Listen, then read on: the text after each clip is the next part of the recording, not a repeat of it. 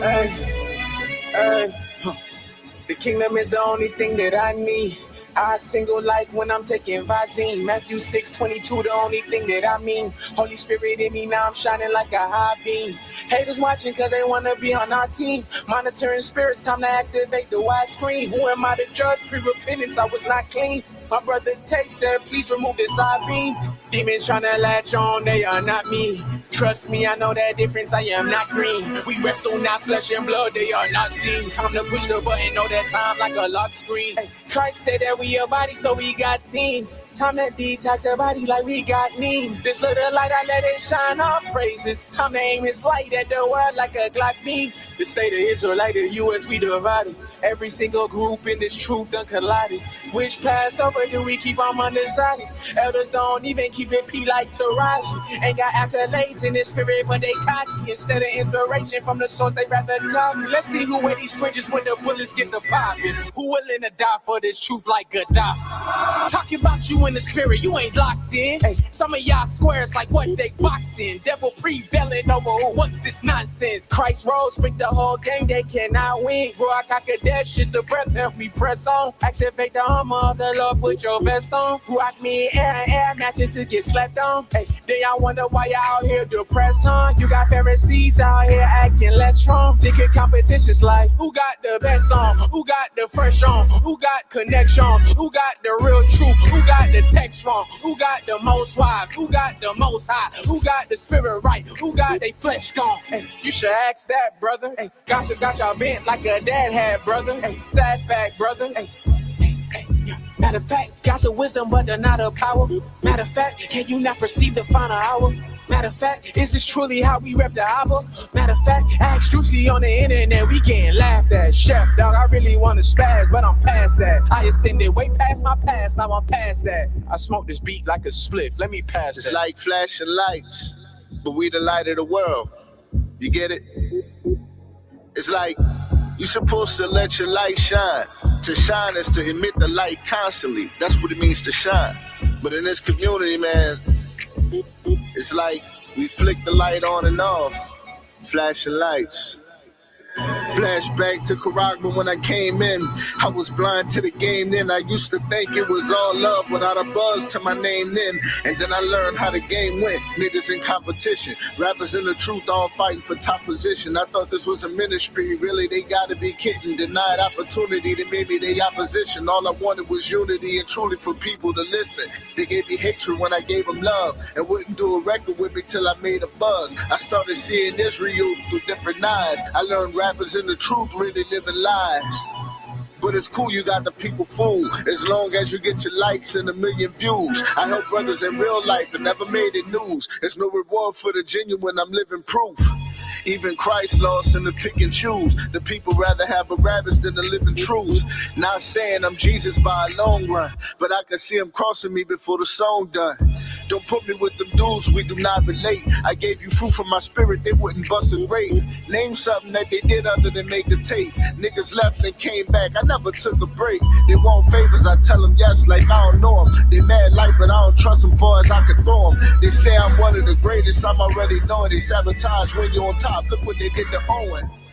Want me to fall to my death cause I'm fresh and my shooters is sharper than you can dress. Plus I'm handsome and don't make me talk about all the checks. My finesse got me all of the money, power, respect. My connects to the most high got me here, I must confess. It's been some things I've been feeling lately I must address. But it's better if I don't say it and you see it cause they cut through. And Wu told me way back, protect your neck.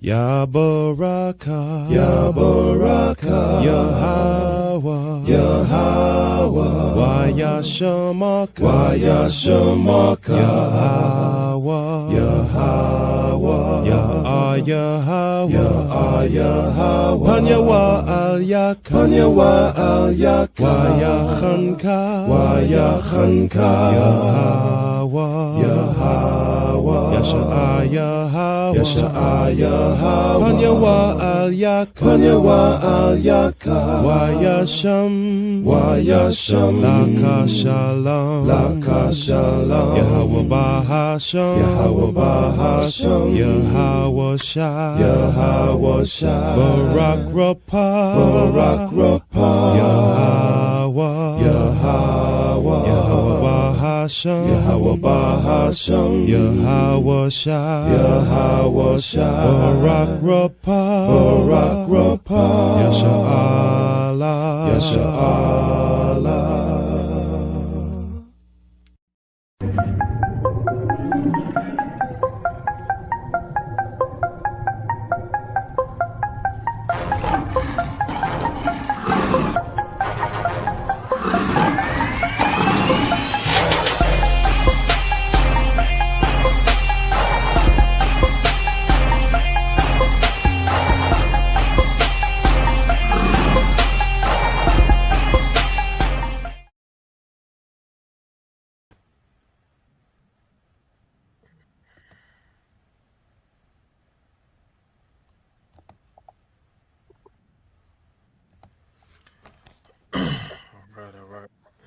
All right. Shalom, yeah.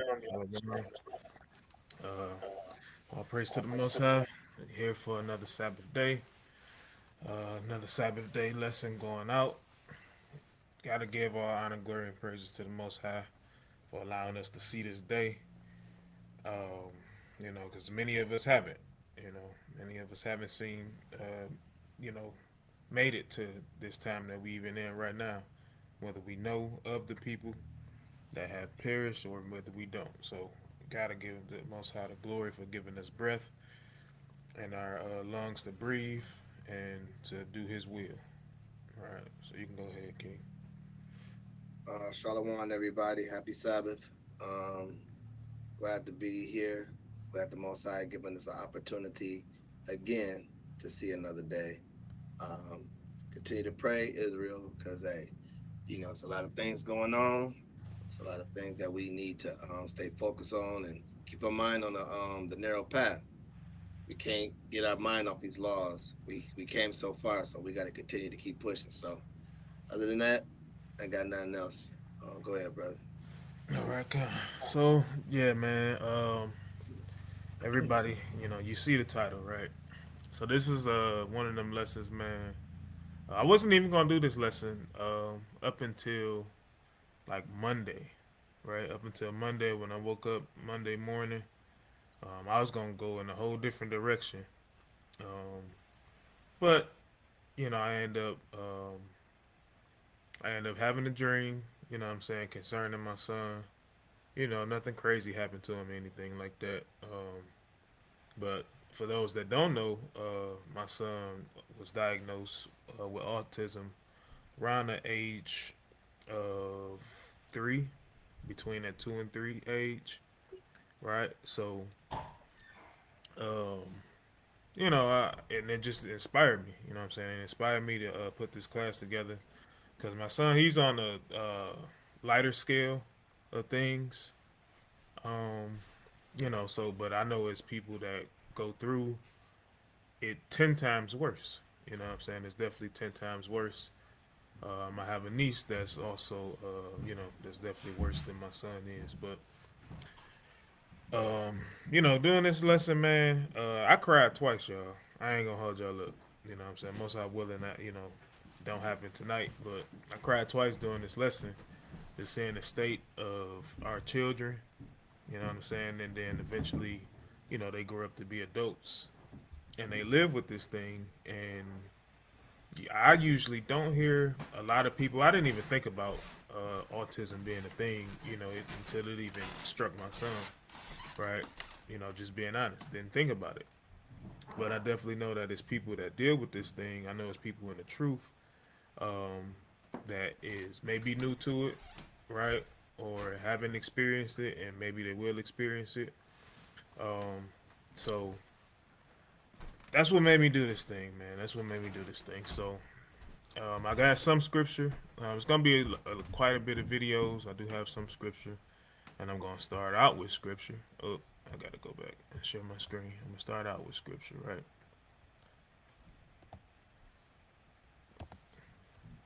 Because at the end of the autism awareness, right, it literally says, who's to blame, right? So we're going to get right into it, right? We're going to get right into it. And we know exactly who's to blame, and it's us, right? We know that to be true, so we're going to start out with that, right? We're not going to be exempt from anything. So we're going to start out with Exodus 15 and verse 26. All right. This is the book of Exodus, chapter 15 and verse 26. And if thou wilt diligently hearken unto the voice of the Lord thy power, and wilt do that which is right in his sight, and will give ear to his commandments, and keep all his statutes, I will put none of these diseases upon thee, which I have brought upon the Egyptians. I am the Lord that healeth thee. All right, so the Lord said that if we, kept His commandments, that He would put none of these diseases upon us. We're gonna also get Deuteronomy later, where it literally told us that He warned us and said, hey, if you don't hearken, that I'm going to put these diseases upon you, and the ones that's not even listed here, right? So we're gonna get straight into what is autism, right? So let me go to the first, I'm gonna pull out the first video, y'all. Or actually, no, I'm gonna go to an article.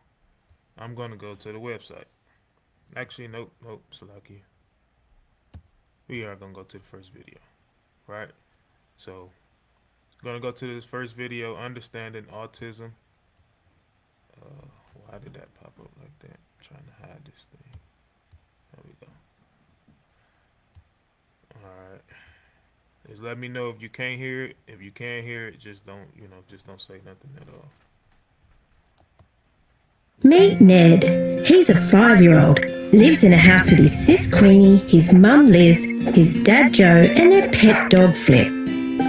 Ned loves playing with toy cars, is a fan of cheese and sultanas, and his favourite colour is green. Green PJs, green lunchbox, green peas even. Green makes Ned happy. Ned goes to little school. His teacher, Miss Haggerty, is very tall with long red hair and a booming voice because kids can sometimes be really noisy. Some days, Ned spends time in a special classroom with another teacher, Mrs. Hogan. She's a bit like Auntie, but doesn't play with her false teeth. Ned gets to practice his alphabet and sounds, jump on the green bean bags, and roll green Play-Doh into balls. Ned loves being with Mrs. Hogan. Ned's 10-year-old buddy Jack thinks he's really funny and he tells really bad knock-knock jokes.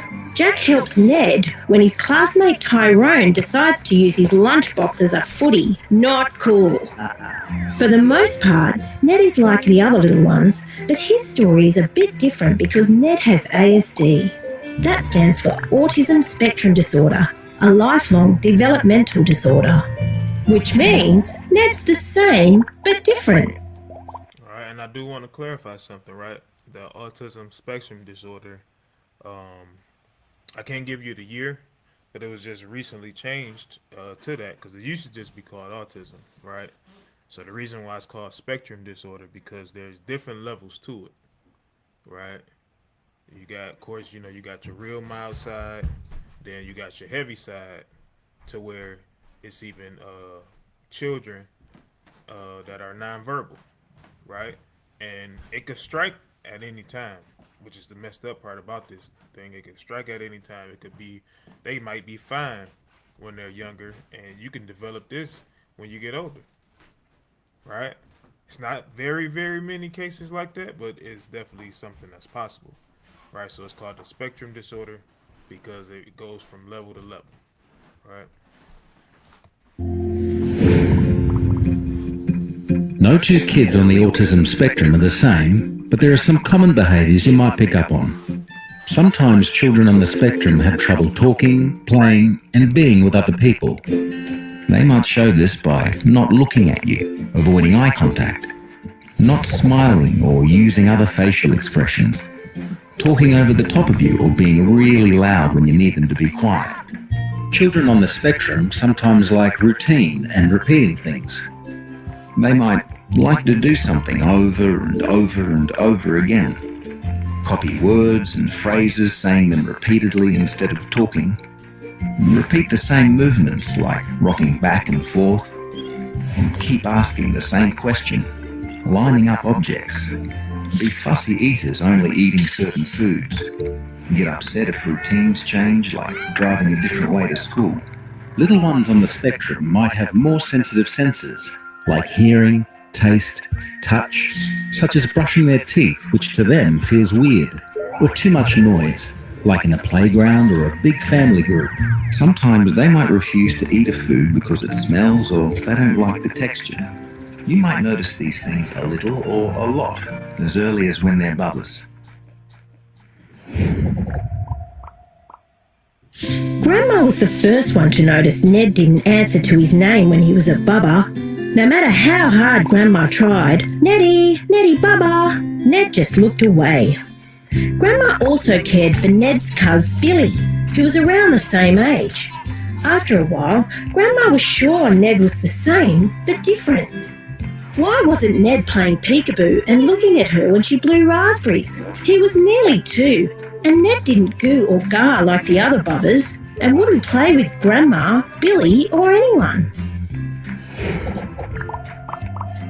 Bubbers on the spectrum under the age of 18 months typically don't turn when they hear their name called or a voice they know, make eye contact, smile when smiled at, follow objects with their eyes. And I want y'all to know too, I'm gonna stop it for a second. I want y'all to know too that these things don't mean that they are autistic, right? Because they're babies at the end of the day, right? So don't mean it, but it means that you should start watching out and looking for different signs, right? You should definitely watch out, look for different signs, and be willing to even ask your doctors, right? Don't try to hide it. Don't try to just be like, oh, it's all right, my baby's normal, no, right? Really pay attention, right? And one of the things that they mentioned was about the hearing, right? And that's definitely something with me. It's not that my son had trouble hearing, but he did have a lot of ear infections, right? That's another sign. I'm not sure if any of the videos mentioned that, right? But constant ear infections. You know what I'm saying? That's not normal for babies to go through. Do they get ear infections? Sure, right? But constantly, I'm talking about, it seems like it was almost happening once every month, as bad as my son ears was for a while. So that's another sign to look out for, right? Constant ear infections. Reach out to be picked up, cuddle, wave hello or goodbye, look at you when being fed, make noises to get your attention, want to play with others. If you notice any of these things, it's important to see your doctor or health nurse. Grandma had a niggling feeling that something was up. She felt it in her bones. So she talked to Ned's mum Liz, who cried and cried. Ned's sis Queenie was okay as a bubba, so why was Ned different? Did it mean Ned would never do normal stuff like go to little school? Grandma, Liz and Ned went to visit Dr. Sam all the way in town. Dr. Sam had a big smile, even with a room full of lots of aunties and uncles waiting and snoozing and waiting. Dr. Sam said all bubbers are different and to wait and see. But Grandma and Liz knew something was up. It was hard, but Liz asked Dr. Sam to do some more tests, and after Ned was checked out by another special doctor, he was diagnosed with autism spectrum disorder. Everyone was real upset, but Dr. Sam said it was going to be okay, and it's good that Ned gets help as a bubba. The earlier, the better.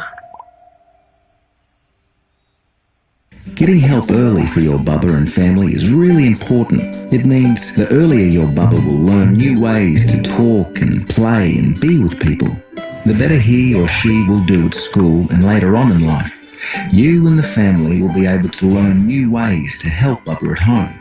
And your bubba can go to early intervention where they'll teach him or her how to play and be with other kids. They'll teach your bubba ways to get what he or she needs without mucking up. Life's better for Ned and his family now he's been diagnosed and they're getting some help. His mum and dad, Liz and Joe, understand why Ned does things the way he does now and don't get so frustrated. Instead of Ned screaming when he's thirsty, he's learning to point at the fridge to show that he wants a drink. When Liz sees Ned start to line up his toys or start to rock, she knows something is wrong and can help make things right again. Ned's better at eating his food and using the toilet with a little bit of help. And Grandma and Liz are learning ways to help Ned sleep better at night. Then everyone gets some sleep. Every day things are slowly getting easier and easier. In each state and territory of Australia, there is help and support out there for children on the autism spectrum and their families.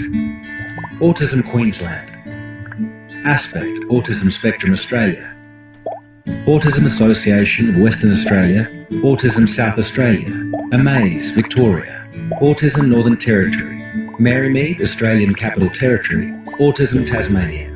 If you're not sure, talk to your community health nurse or doctor. Help is out there for children on the spectrum and their families. Look out for the signs, and if you think something's up, it probably is. Go see your health nurse or doctor and ask for help. Getting help early has made a big difference to Ned and his whole family, and it can for you too.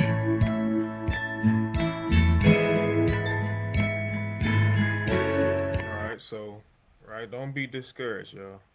Don't be discouraged if you notice something that's off, with your child. Um, because at the end of the day, the Most High says that we was gonna go through these things. Some of these things was gonna happen. You know what I'm saying? My son didn't start talking till he was about 3 years old. You know what I'm saying? So definitely was worried about it. Had to stay encouraged. I couldn't show any signs of being weak. You know what I'm saying? So I would literally, my wife, can't remember if I told her or not, but if I didn't, she's gonna know right now. But I used to, cry when I was by myself. You know what I'm saying? I never really did it in front of her, especially when everything was first happening. Just trying to be strong for her, letting her know everything was gonna be all right. And sure enough, my son is fine now. He's talking. Uh, Definitely has some trouble learning certain things. You know what I'm saying? But for the most part, he can communicate. And when times he can't, you know what I'm saying? And your child is having trouble communicating, be really, really patient. You know what I'm saying? Because they'll either get it out or they'll show you through action, what's going on. Right? So I pulled up this website, right? This is autismspeaks.org, right? And did some research on what causes it, right? So you can start at the top.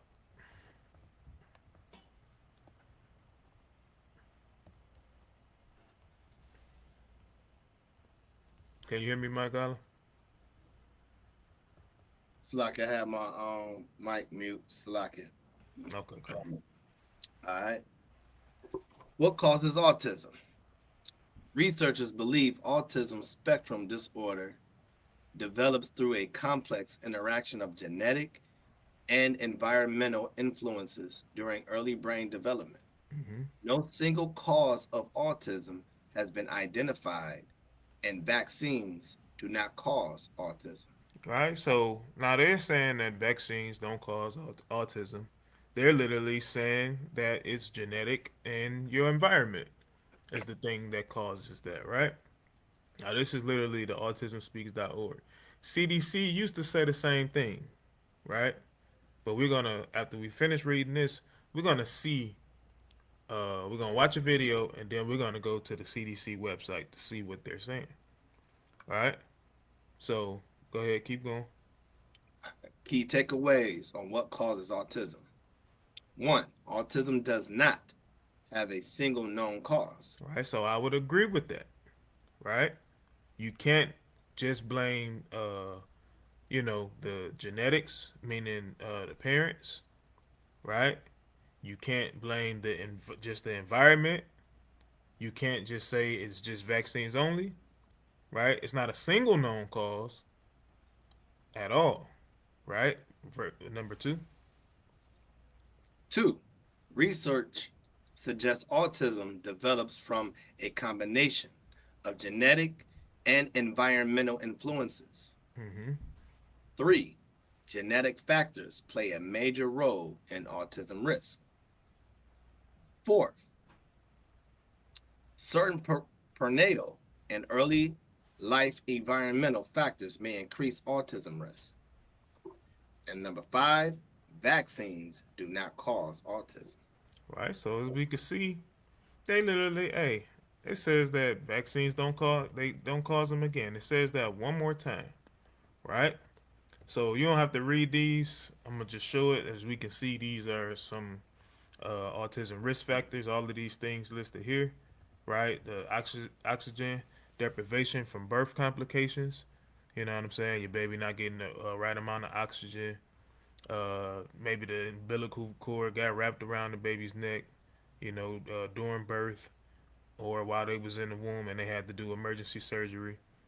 Um, right, very low birth rate. They didn't gain a lot of weight while they was inside the womb.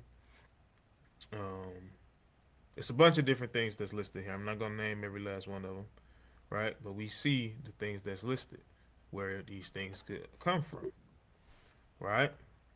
So now let's go right here to where how do genetic and environmental influences give rise to autism? All right. How do genetic and environmental influences give rise to autism? Most appear to affect crucial aspects of early brain development. Many autism risk genes influence other networks of genes, increasing or decreasing their expression. Some appear to affect how brain nerve cells or neurons communicate with each other. Others appear to affect how entire regions of the brain communicate with each other. Research continues to explore these differences with an eye to developing interventions and supports that can improve quality of life. Mm-hmm. Do vaccines cause autism? There is no connection between vaccine and autism. Autism is often diagnosed around the same time children receive routine vaccinations, which has led to concerns See that? about So infection. stop right there. So first you say there's no connection, and then you said it's often diagnosed around the same time children receive routine vaccines, right? So how can you literally just outright say there's no connection?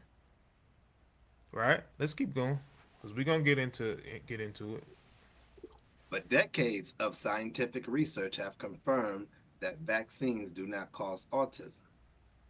In fact, vaccines play a crucial role in protecting children from serious diseases like measles. Right? So we know for a fact we can do your own separate research on that. Right? We know for a fact that these things do something to us. Right? Uh, like when my son got diagnosed, it made me think back to when I'm not sure when you get those second shots. I'm assuming after 1 month, because I believe when you come out the womb, they literally give you a shot while you're at the hospital. I think it's the Hep B shot, and then I think they tell you to come back a month later, and you get those second shots. Um, and I think we got so it might have been a third time, might have been around the third time, because around 3 months, your baby starts, laughing and making little noises and things of that nature, right? So it was around that time, around the 3 month that was the last time we got my son shots, and my son didn't come back the same, right? It was exactly how it was explaining in that video, where it was barely any reaction, the giggling and all of that thing, all of those things had stopped, right? After he received that last vaccination, because we found out about vaccinations then, um, and we got him waived after that point. But before that, when he got that, he had usually they get fevers, right? That fever will last a day. My son fevers was lasting about 3 to 4 days after the vaccine, and we was in and out the hospital for those 3 or 4 days, just checking to make sure he was good. But his behavior was totally different, right? So, do I want to read that? Let's go down here to environmental factors. All right. What environmental factors are associated with autism? According to the National Institute of Environmental Health Sciences, certain environmental influences may increase autism risk. 1. Advanced parental age. 2. Prenatal exposure to air pollution or certain pesticides. 3. Maternal obesity, diabetes, or immune system disorders. 4. Extreme prematurity or very low birth weight. And 5. Birth complications leading to periods of oxygen deprivation to the baby's brain. All right, so we see that they pointed the finger at us and say, "Hey, it's genetics. You know, y'all can get tested." Right? My wife went and got tested, and they literally told her, "Well, it didn't come from your side of the genetics, or maybe it came from the father's side." Just automatically just put it on the father, right? I ain't me, and as far as my family is concerned, I have a cousin, um, you know, and his family, the family direct family member was his mom, and not the actual father, right? Because we know that the father carries the seed, so on and so forth. Uh, as far as I know, in my family, we've had one child that had this autism disorder, right? And the doctor literally told my wife, well, it had to come from the dad, because it didn't come from you. We don't see nothing inside of it, anything like that. Now, the crazy thing is, we're going to see that, number one, they barely did any scientific research as far as testing these vaccines. They did anything, right? They just put stuff together and they just expect it to work. But they hardly ever really list the side effects. They don't tell you about the side effects. You can find out, you got to ask your doctor. Now that we have Google and ChatGPT, you can do research about the different side effects, right? We see here, not only is it just genetics, but your environment, one in particular, when it says prenatal exposure to air pollution. We know that this place, and no matter what city or state that you live in, country that you live in, Esau is polluting this air, right? He had pesticides on the different foods, trying to preserve the foods inside your grocery stores, things of that nature. But they pointing the finger at you, right? Let's keep going. All right. Why is autism? Hold on. You want me to start this one? Why is autism on the rise? Come on. All right. Why is autism on the rise?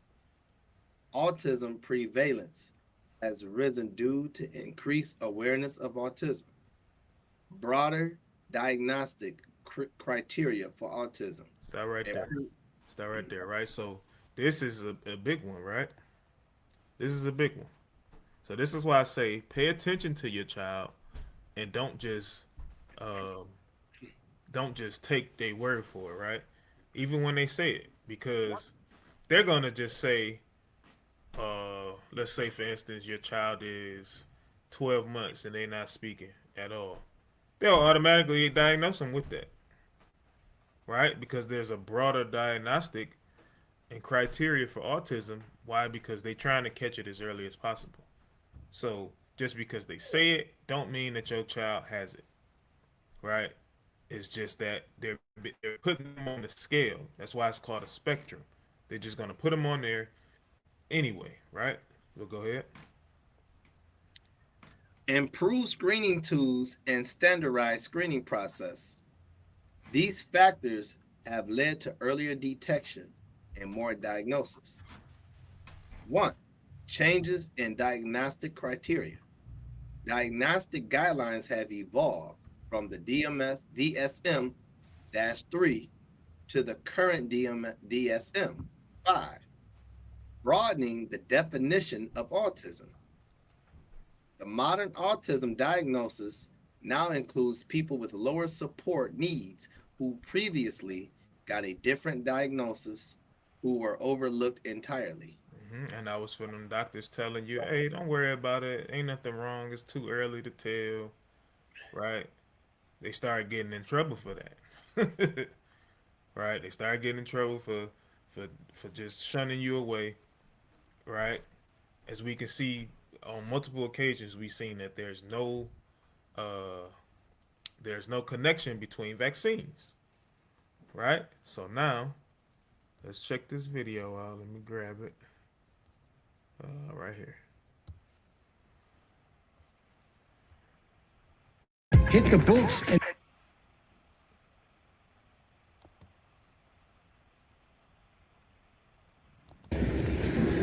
the CDC's new language regarding vaccines and autism. Joining us is medical correspondent Dr. Darian Sutton. Thanks for being with us this morning. So let's start with Health and Human Services Director Robert F. Kennedy Jr. He says he asked the CDC to update its language on vaccines and autism. So tell us, what exactly changed? Well, a significant change to the CDC website regarding vaccine safety. So essentially on the website, there's a statement that says the claim, quote, vaccines do not cause autism, end quote, is not an evidence-based claim because studies had not ruled out the possibility. Hold on, let me rewind that. What did he say?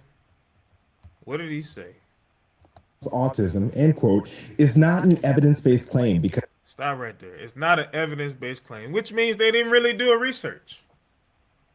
That's exactly what that means. They really didn't do a research, right? They didn't base it on the evidence from the vaccines or anything like that, right? This thing was based on just a visual watch. They literally give children these vaccines and they watch them and they determine that, oh, this child doesn't have a learning disability, doesn't have trouble with, progressing in his brain, things of that nature, right? And they just watch it. When in actuality, you have to know that everybody's body don't respond the same to vaccines. Everybody's body don't respond the same to different medicines, right? What one medicine may make one person sleepy, the other person be just fine with it, right? Prime example, me and my wife. My wife may take a pain pill, a Motrin, right? Because she's in pain. And she'll stay up. If I take a Motrin, I'm going to be knocked out. It's just the way that it is. Right? It's just the way that it is. Let me keep letting them go. Studies had not ruled out the possibility that infant vaccines cause autism. Now, Janae, aside from the fact that there is a substantial amount of evidence that shows that there is no link between vaccines and autism, this statement is significant. So, and I'm going to just say, he just repeating information, right? Because he's saying that is substantial, right? Which, if it was substantial, why would the CDC change it?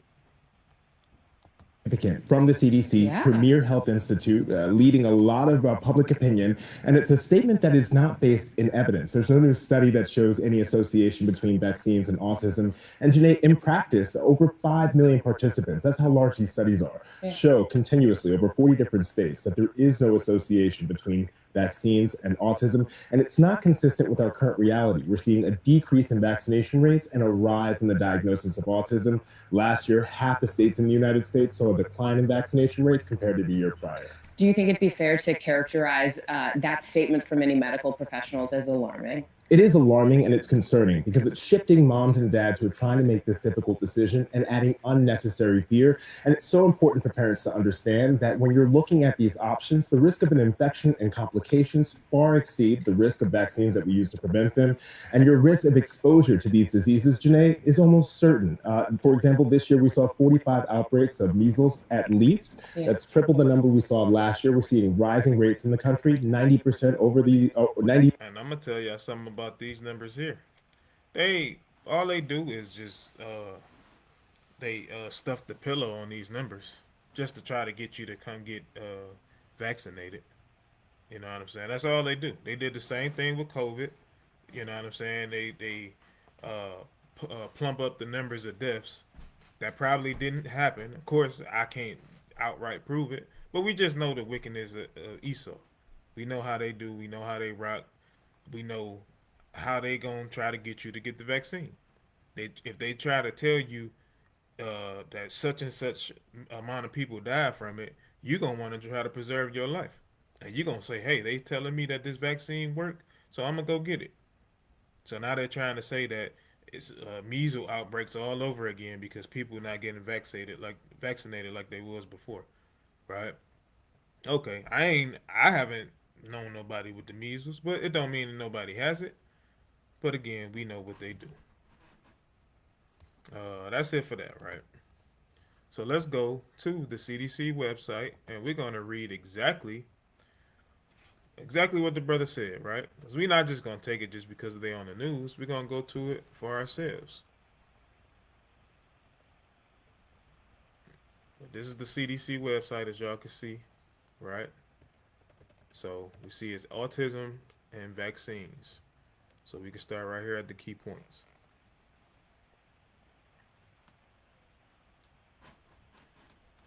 The key points. 1. The claim. Vaccines do not cause autism is not an evidence-based claim because studies have now ruled out the possibility that infant vaccines cause autism. Mm-hmm. Studies supporting a link have been ignored by health authorities. 3. HHS has launched a comprehensive assessment of the cause of autism, including investigations on plausible biologic mechanisms and potential causal links. All right, so they literally CDC is kind of admitting to it has to be there's something there. It's the reason why they would literally change their wording from.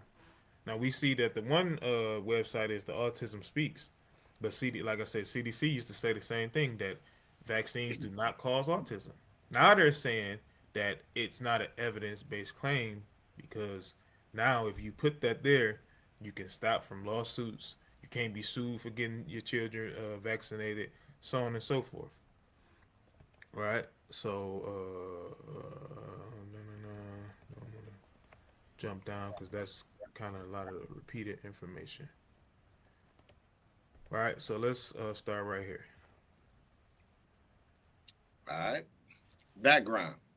It is critical to address questions the American people have about the cause of autism to ensure public health guidance is adequately responsive to their concerns. Approximately 1 in 2 surveyed parents of autistic children believe vaccines played a role in their child's autism, often pointing to the vaccines their child received in the first 6 months of life. Diphtheria, tetanus, Okay, that's two. That's two. Go ahead. hepatitis, It's three. hemophilus, Actually, and Salaki, hepatitis is the fourth one. Go ahead. hemophilus influenza type B. That's five. I'm gonna just say IPV Kind of the polio virus. and oh, No, I'm saying that's 6. All right, and PCVI, That's 7. and one given at or after the first year of life. Measles, mumps, rubella. This connection has not been properly and thoroughly studied by the scientific community. See that? It hasn't been thoroughly studied. Right? So we talking about 9 different shots in the first year of birth. Right? And you mean to tell me that vaccines didn't play no part in it? 9 shots for a 1-year-old? That's crazy. And it used to be, I believe, if I'm not mistaken, it used to be like 11 or 12. And they came down on it, right? They kind of spread them out some. But it used to be about 12 shots that a child would receive within the first year. It's craziness, right? So go ahead. All right. The rise. Hold on, 1986, right? Okay. No, we already read that. Right. We already read that? No, all right. No. It's a lot. In 1986, the CDC's childhood immunization schedule for infants 1 year of age recommended 5 total doses of vaccines, 2 oral doses of oral polio vaccine, and 3 injected doses of diphtheria and tetanus toxides and pertussis vaccine. In 2025, the CDC schedule recommended 3 oral doses of rotavirus and 3 injected doses each of Hep B, DTaP, HIP, PCV, and IPV by 6 months of age, 2 injected doses of influenza by 7 months of age, and injected doses of Hib, PCV, MMR, varicella, and hepatitis A at 12 months of age. Right. So we understand all of these different vaccines going out before you 1 years old, right? Or by the time you 1. Right. So go ahead. The rise in autism prevalence since 1980s correlates with the rise in the number of vaccines given to infants. So if that's not a giveaway, a dead giveaway on their website, right? It's not a coincidence that the rise of it, right, it correlates right along with the number of vaccines. It's a dead giveaway. They just don't want to come out right and say it because they're gonna lose millions of dollars behind these vaccines. So they want you to keep on getting it. So they're gonna literally say that it don't directly cause it, right? But hey, the rise of measles is going up again, right? It's going up again. So hey, you should just do some. We're gonna tell you that it don't cause it. You know what I'm saying? You gotta just trust in this because you don't want your child being affected with X, Y, and Z. Go ahead. All right. The rise of autism prevalence since the 1980s. Hold on, I read that. Where we at? Though, right here. Okay, all right, it's locked. Though the cause of autism is likely to be multifactorial, the scientific foundation to rule out one potential contributor entirely has not been established.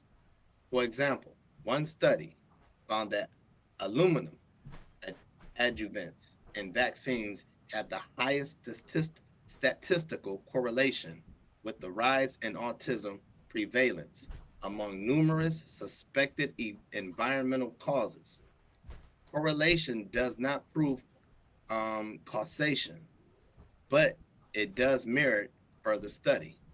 So if it merits further study, hey, more than likely, that's it. All right. So, let me see if I want something else off of here. I think that's all I really wanted because it's going into each of the shots. And y'all can come check this website out when y'all get time. You know what I'm saying? And just do even more research. right? That they may change something else and put something else on there.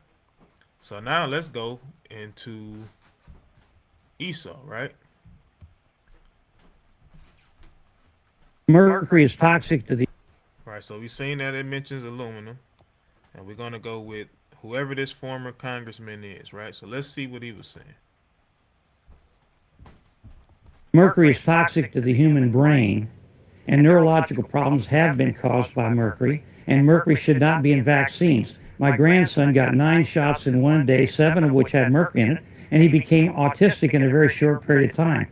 So, first off, why is a child receiving 9 shots in one day? Right? Secondly, why was there ever mercury in there? Right? Because we know exactly what they're trying to do. They're trying to control the human brain. Right?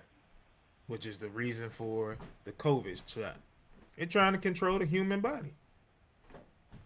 But let's go. We had scientists from around the world. Now, I'm for vaccination. Can you tell me the name of any of these scientists who claim this? Because they go against what every study, I mean, the CDC says this, Institutes of Health, all these studies say you're just wrong. Well, I'll be very happy to provide those for you. I didn't bring them with me. But I can tell you, I was chairman for 6 years. 3 years we had these hearings, and we did have those studies. And there's no question that many scientists around the world believe that the mercury in vaccinations is a contributing factor to neurological problems. Now listen, I'm for vaccinations, but we need to get the mercury out of all of them. Well, are you against breastfeeding a child? No. Now, I want y'all, I'm going to go back a little bit. I want y'all to listen to him because this guy, this other devil on this left-hand side is trying to go into something, right? And I did a little ChatGPT search of exactly what he's saying, and I'm going to pull it up, after the video, right? But listen to what he's saying. He's trying to compare breast milk, the mercury in breast milk to the mercury in vaccines. Let's go. All of them. Well, are you against breastfeeding a child? No, of course not. Okay, but you are aware that methylmercury is actually in breast milk that's given to children. And in fact, the presence of, if a child is only breastfed, they get more methylmercury than they would ever have gotten in any of the vaccines. You're aware of that, right? Let me just say I'm not an expert on breastfeeding. Wait, so you hold hearings for 3 years and nobody ever told you that there's mercury in breast milk? We never talked about that. What we talked about was the vaccinations. Okay. And mercury in vaccinations should not be there for adults or children. Sir, you're aware that the kind of mercury that was in vaccines, which is no longer there, is different than the kind of mercury you get from fish, correct? So, all of a sudden, the mercury, he goes from talking to about breast milk to the mercury that's in fish, and he's saying that they're different, right? So, why wouldn't methylmercury be different, right? We're gonna read what ChatGPT said. Let me just tell you. Are you aware of that? If you'll do your research, you'll find that any type of mercury injected into the human body can cause neurological problems. Do you know what kind of mercury is in fish? Well, what are you talking about? Well, there's different kinds of mercury. There's methylmercury, which is what's found in fish, which in high concentrations is toxic to human beings. Right. That's not the mercury that was ever in vaccines. You are aware of that, correct? Well, all I can tell you is that if you'll talk to scientists around the world and look at the studies that we had before the committee, you'll find that they believe that mercury in vaccinations is a contributing factor to neurological problems, including autism. Now, we're for vaccinations. I know you said that, but a 2010 study by the CDC showed that there was no association between prenatal and infant exposure to vaccines that contained thimerosal and an increased risk for autism. In 2009, an Italian study showed that immunization with thimerosal-containing vaccines does not decrease neuropsychological performance later in childhood. 2006, the FDA concluded there was no association between thimerosal-containing vaccines and autism after reviewing evidence by the Institute of Medicine. Y'all notice he ain't doing nothing but reading the screen. That's all he's doing. He's just reading the screen, right? He's a fast reader, so he's reading the screen right now. He's not looking at this guy. He's literally reading the screen. He ain't got these kind of facts like this. He don't know this. Not for real, but let's go. The list goes on and on, all the way back to 1999 when we were holding these studies. The FDA declared the use of thimerosal in childhood vaccines poses no harm, and even out of an abundance of caution. They removed it, and the incidence of autism continued to rise. You're a very bright young man, but I don't know where you're getting your information. Well, it's called research. You could do it. I did research. I did research for 3 years. Unfortunately, you haven't had the opportunity to research it for 3 years. All right. And I had scientists. Here's the CDC. Quote, there's no convincing evidence of harm caused by the low doses of thimerosal in vaccines except for minor reactions like redness and swelling at the injection site. I got a list of dozens of studies. I could spend a long time just reading them to you, but I don't think it's going to make any difference. I mean, hundreds of thousands of kids have been tested. I will tell you this. You did not tell me you wanted me to bring all the studies, but since you're such an expert on these, I'll be very happy to provide you numerous studies that show that mercury is toxic and shouldn't be in vaccination. All right. So, out of the horse's mouth, right? So before I keep going, yep, here we go. Here it is right here. All right, so you ain't got to read this, Michael. I read this. All right, so I just asked the question, what's the difference, or is there mercury in breast milk, and what's the difference between methylmercury and regular mercury, right? So number one, or I'm going to start at the top, right? It says, sure, if we're talking specifically about mercury in breast milk, the important distinction is between total mercury and methylmercury. How mercury gets into breast milk. A mother can be exposed to mercury through things such as fish and seafood, certain occupational exposures, or environmental contamination. Mercury in the mother's bloodstream can then reach the breast tissue and potentially enter breast milk.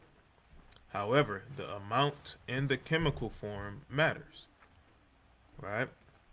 Methylmercury is particularly associated with fish. When mercury enters aquatic environments, microorganisms can convert inorganic mercury into methylmercury. Fish then accumulate it, especially larger, long-lived predatory fish. Right? So then it says, scroll down, when a person eats contaminated fish, methylmercury is absorbed efficiently through the digestive tract and enters the bloodstream. Right? So this is why I do remember when I was younger, they say, hey, when you pregnant, I've heard people say don't eat fish and watch how much you consume, right? Because of this reason. But just think about this factor.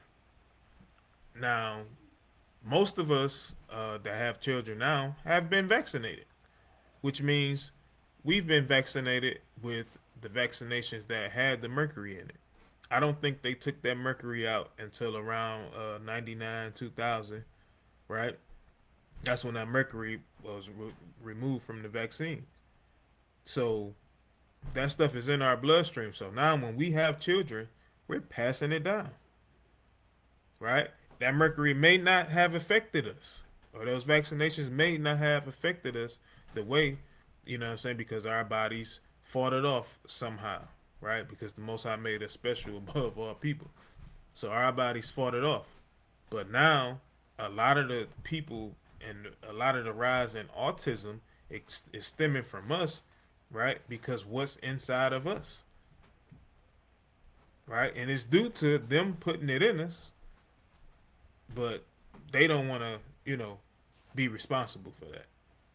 So they, try to say what they say, right? So it says, a test for total mercury measures the overall amount of mercury present, whereas a speciation test can determine how much is specifically methylmercury versus other forms. Methylmercury is capable of crossing into breast milk, but blood and breast milk mercury concentrations do not necessarily correspond one-to-one because the body handles different mercury forms differently. Why this distinction matters for autism. This is especially important if you are connecting mercury exposure with autism. Finding mercury in breast milk does not demonstrate that breastfeeding causes autism. right?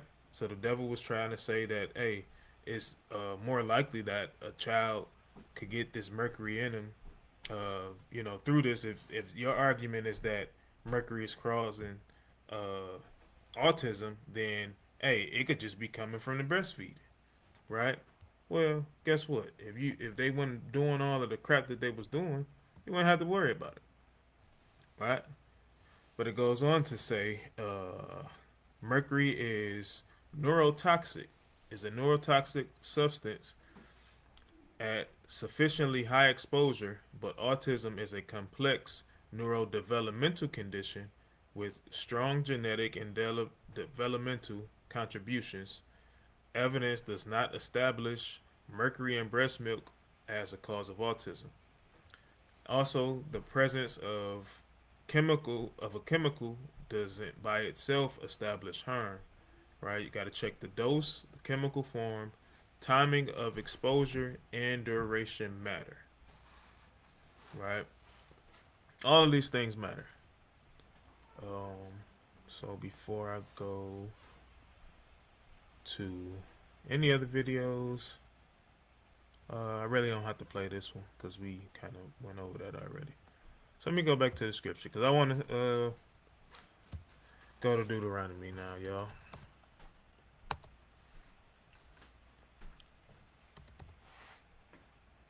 So instead of going back and forth on who's the cause for autism, whether it's the parents, whether it's the CDC with these vaccinations, we know what the curses say. All right, so Deuteronomy 28, start at verse 58. All right. This is the book of Deuteronomy, chapter 28, and verse 58. If thou wilt not observe to do all the words of this law that are written in this book, that thou mayest fear this glorious and fearful name, the Lord thy power, then the Lord will make thy plagues wonderful, and the plagues of thy seed, even great plagues, and a long continuance, and sore sicknesses, and of long continuance. Mm-hmm. Moreover, he will bring upon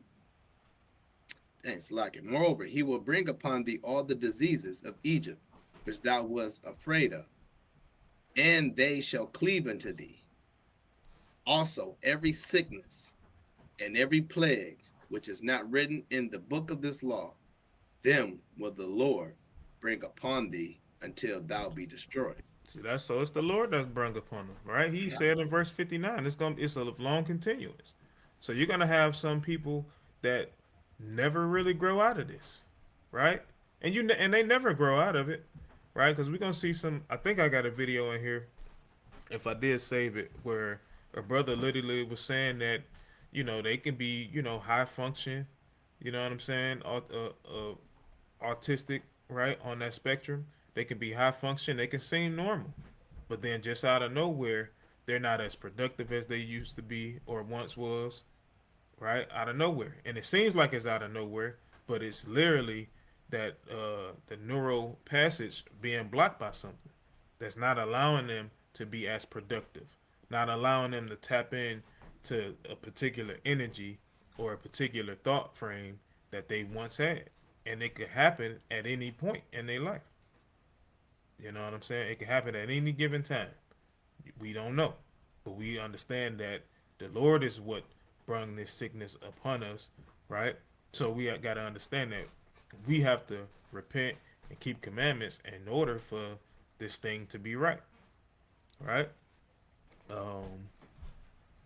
So let's go to, just to prove that real quick, I want the book of Luke.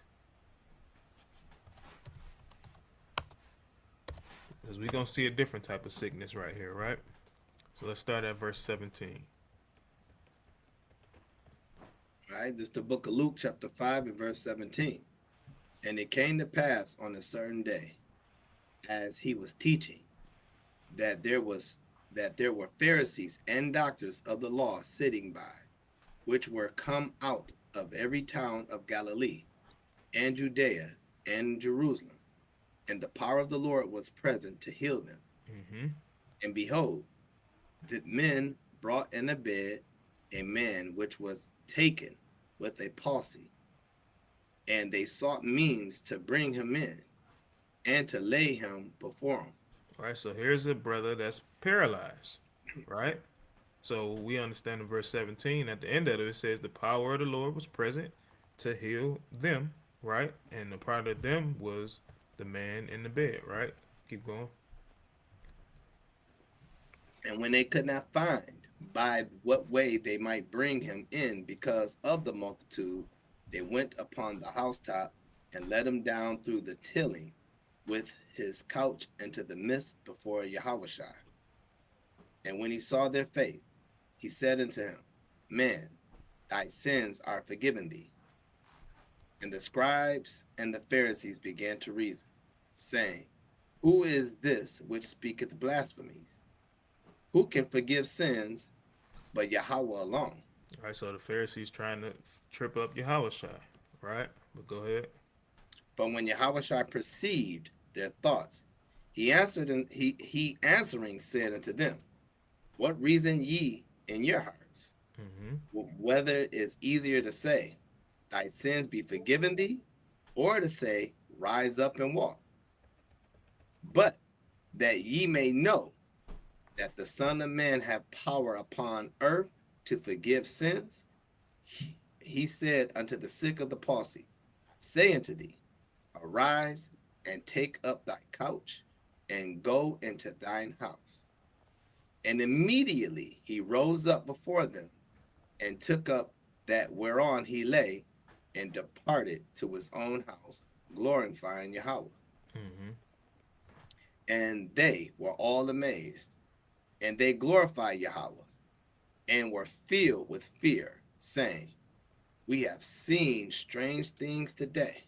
All right, so they didn't even understand what was going on, right? They didn't understand what was going on at all.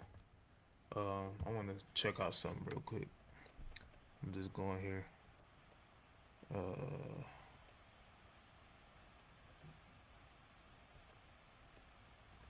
mm, okay, nah, that's not there. So maybe I'm thinking about something else. I think I am thinking about something else.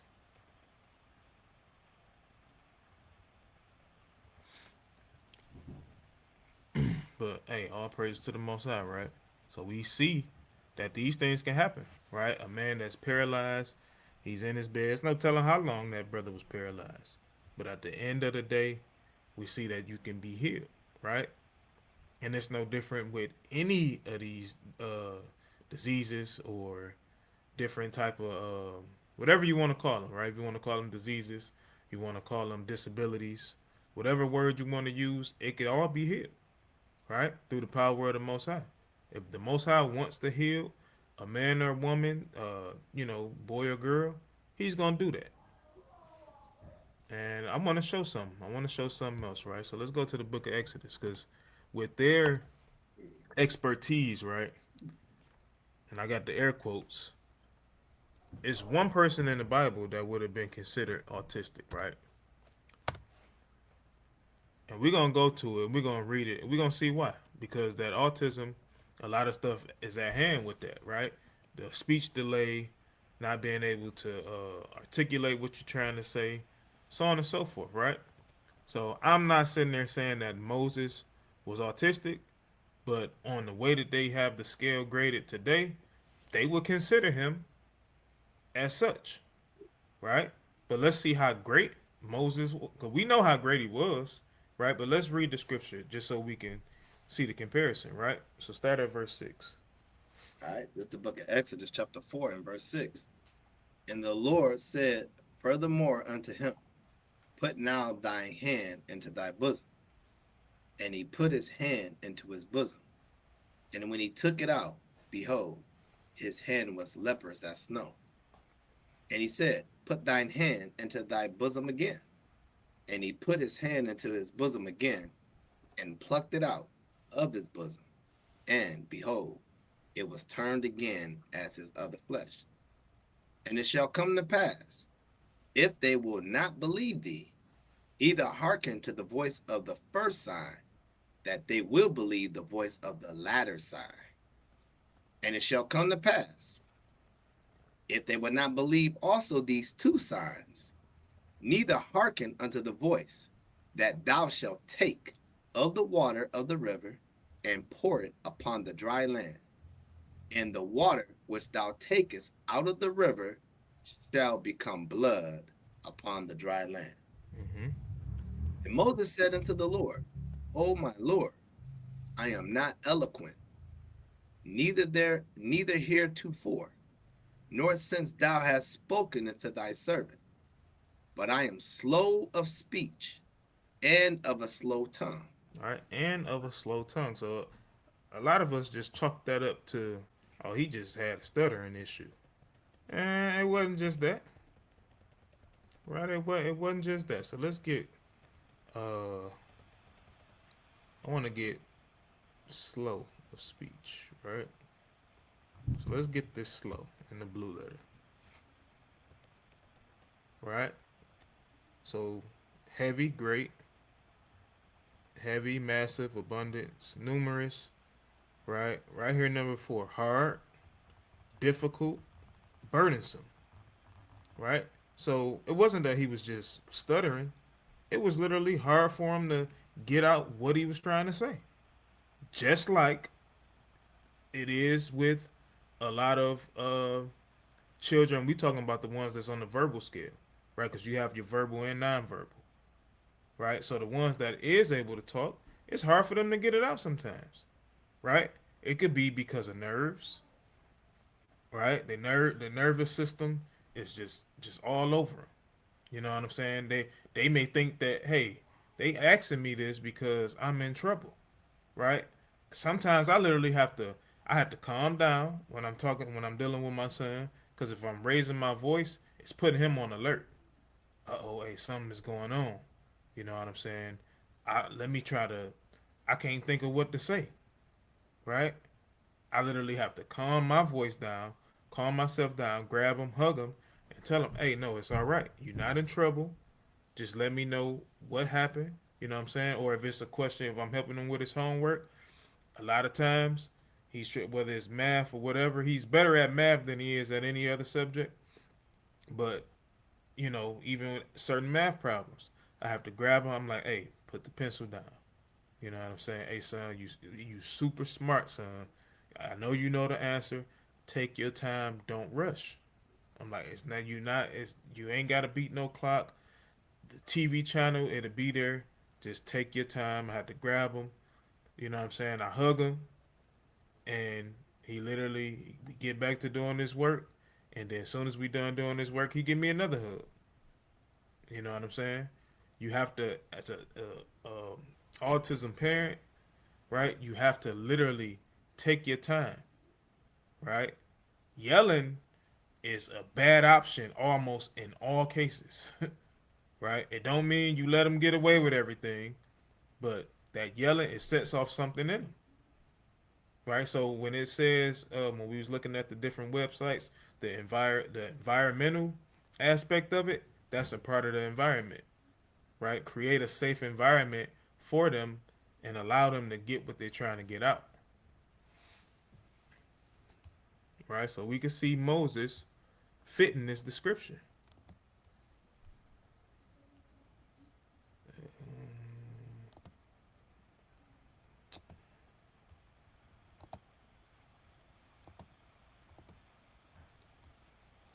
All right, so let's go back.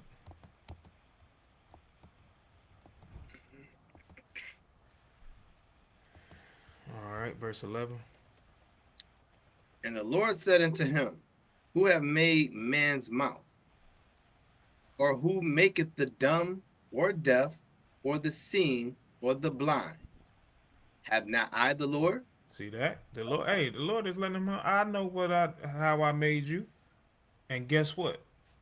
For the children that are diagnosed with autism, for the adults that have been diagnosed with it from their youth up, the Lord made you that way. He knows exactly how he made you. And guess what? He's going to surround you with the pieces that you need. Right? He's gonna surround you like that. So you gotta trust in him.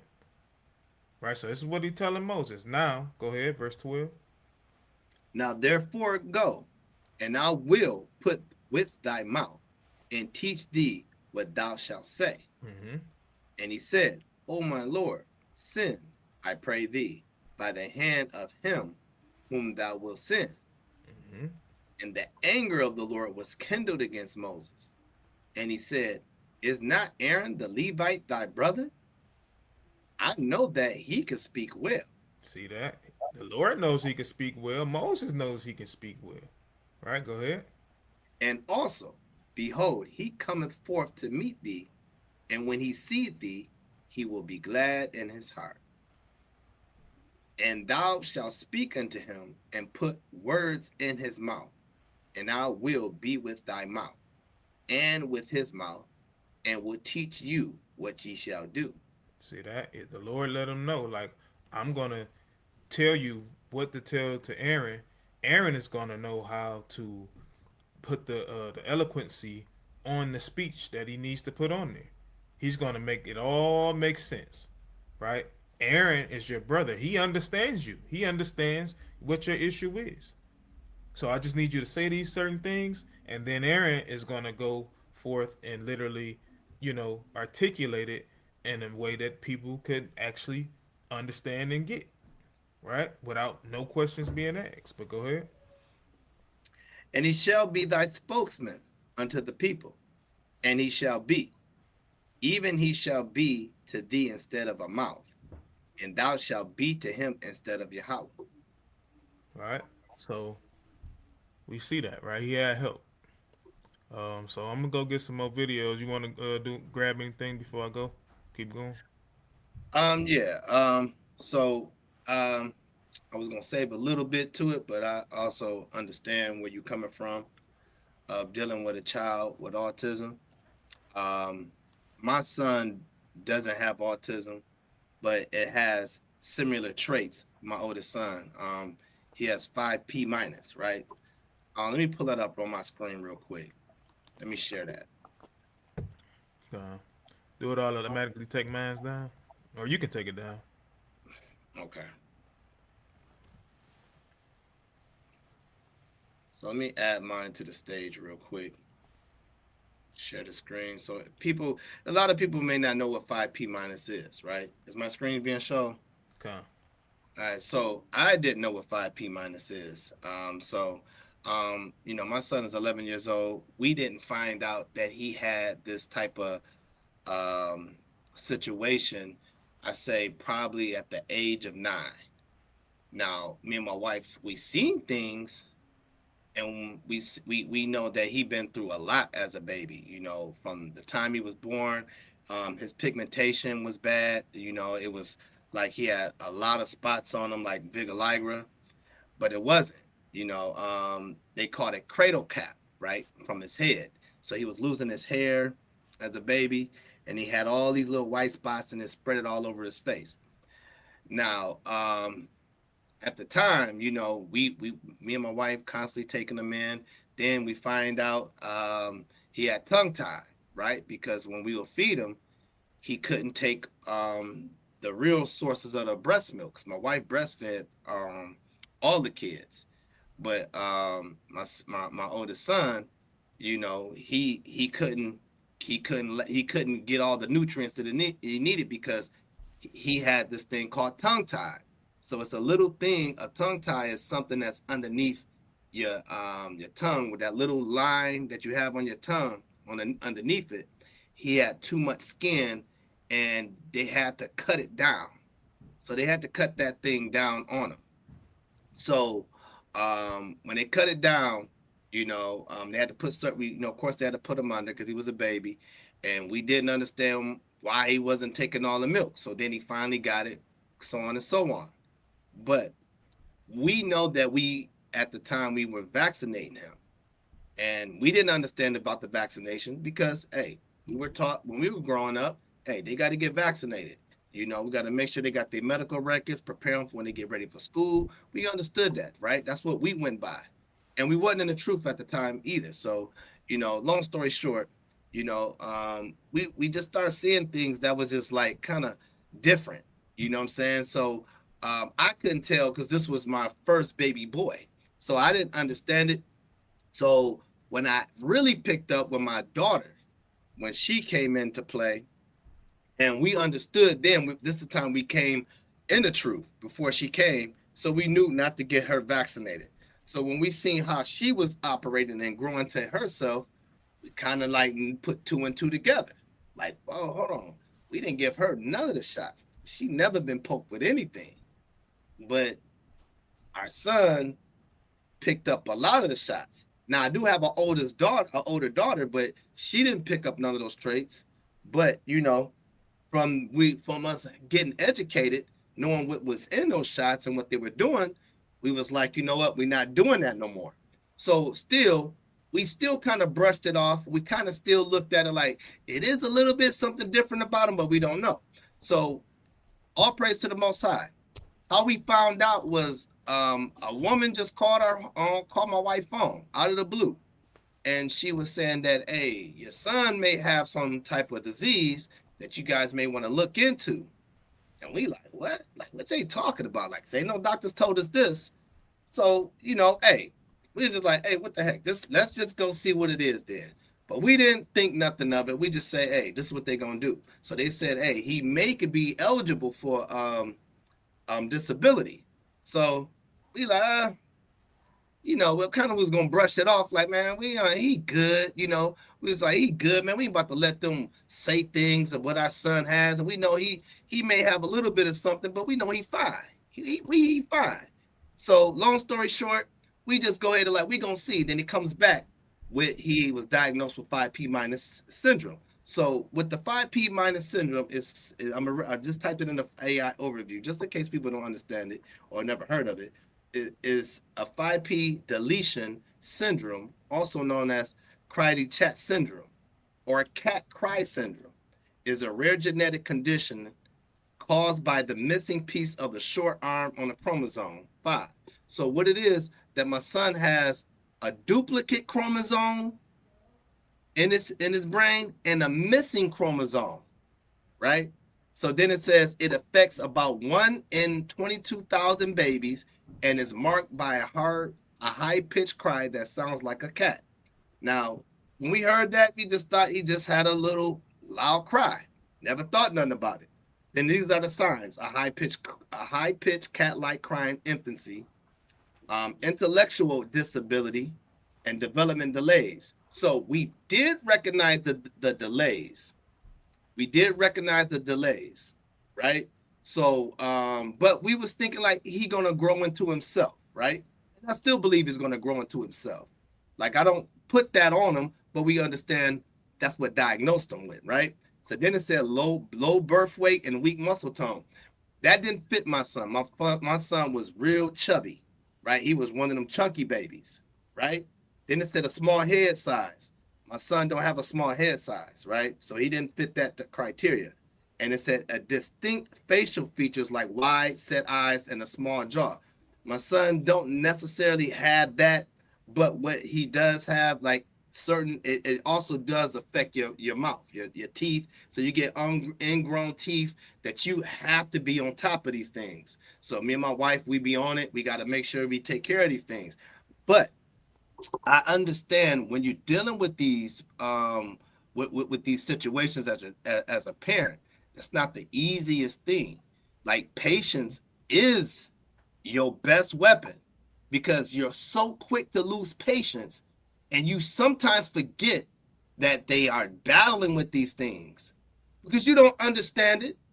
You know what I'm saying? You don't understand why, and you don't remember sometimes because when you see your child, they're normal, right? I look at my son, he's normal, ain't nothing wrong with him, right? No matter what the doctors and them say, right? But we ain't stupid. We do see certain things that's not like normal that we kind of look at it on the everyday what a child to do. But whatever he brings to the table, this is what we accept. That's what makes him normal in our eyes. And yes, he has a disability of learning, right? His learning is not as quick like an average or someone else's child that may pick up quicker. We know that a lot of the children that we have in our home, they pick up a lot faster. So he's 11, but his mind thinks as an 8-year-old. He's maybe about 3 or 4 years behind, right? So I'm thankful that the Most High has given me my son, and I appreciate that wholeheartedly that the Most High made him for who he is. Because one thing I can say about my son, he may have a delay in the knowledge of these school books, or he may have a delay of counting numbers. He may have a delay in those things. But one thing I can tell you, when the Most High put a spirit on certain children or on certain people, that's something that the man or their test cannot beat. Because my son, he knows how to read very well, and he picks up the commandments and the laws of reading, and when I teach him, he has a better understanding. And where does that come from? Because that's the spirit of the Most High. Just like what he just read in the book of with Moses, right? He just said that I created you. I know that you can't talk well. And I look at that right there as I know that he knows my son is different, but he put a spirit in my son to have a joy of the Most High in him. That's why it's a blessing when we do have different thinkings, how they move, because they're special. They move different. They think different, right? They praise the Most High different.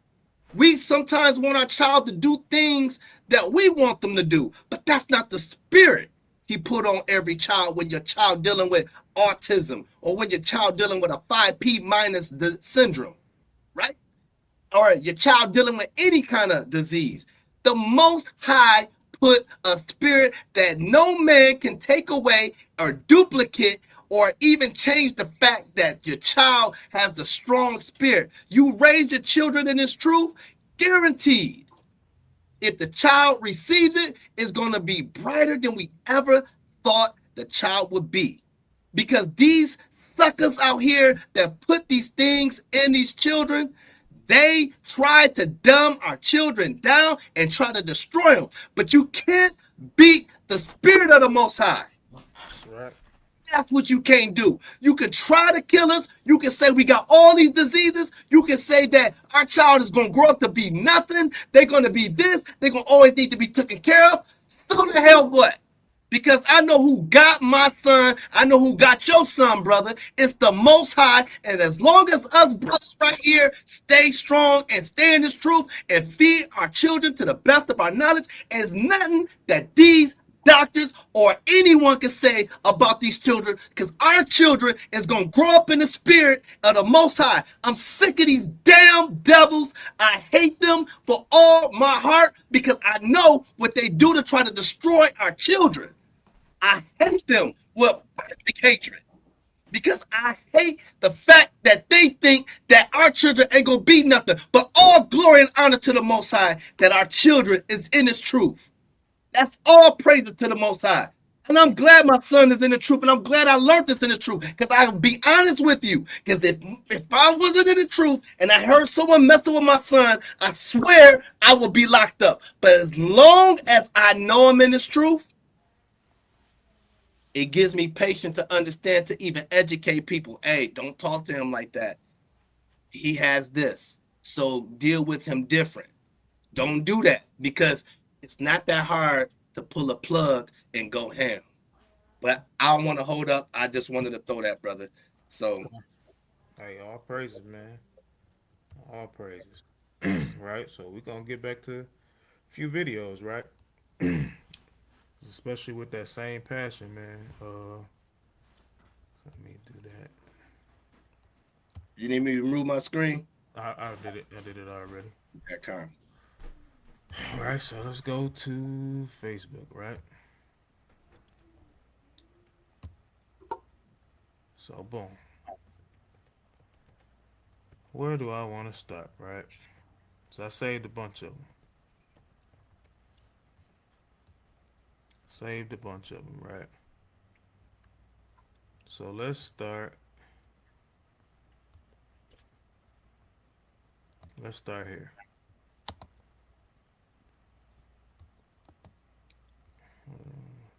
this up. Start it over, right? Autism is not intellectual disability, by the way. I want Chicago parents to understand autism screen is not not sharing the bot. intellectual disability. Ah, The screen not sharing. Let me add it to the stage. I thought I did it. I added to the stage though. I did add it to the stage. Okay, come. So let me start it over again. Autism is not intellectual disability, by the way. I want Chicago parents to understand autism is not intellectual disability. Intellectual disability is intelligence and cognition. Autism is communications. An autistic child is impaired in their ability to communicate with others, spoken or nonverbal. Yeah. In other words, let's say you got a 3-year-old nephew, right? Yeah. He doing something he don't got no business doing. You can give him a look and he know auntie want me to stop, right? Right. Autistic kid, give him the same look, he gonna laugh in your face. He don't know that look means stop. You follow me? Yeah. They are impaired in their ability to communicate verbally and non-verbally. But they're some of the most intelligent children you'll ever. The highest IQ scores I've got. Right, and that's 100% true. You know what I'm saying? Just like you said, Mike Allah, you know what I'm saying? D-Man is an excellent reader.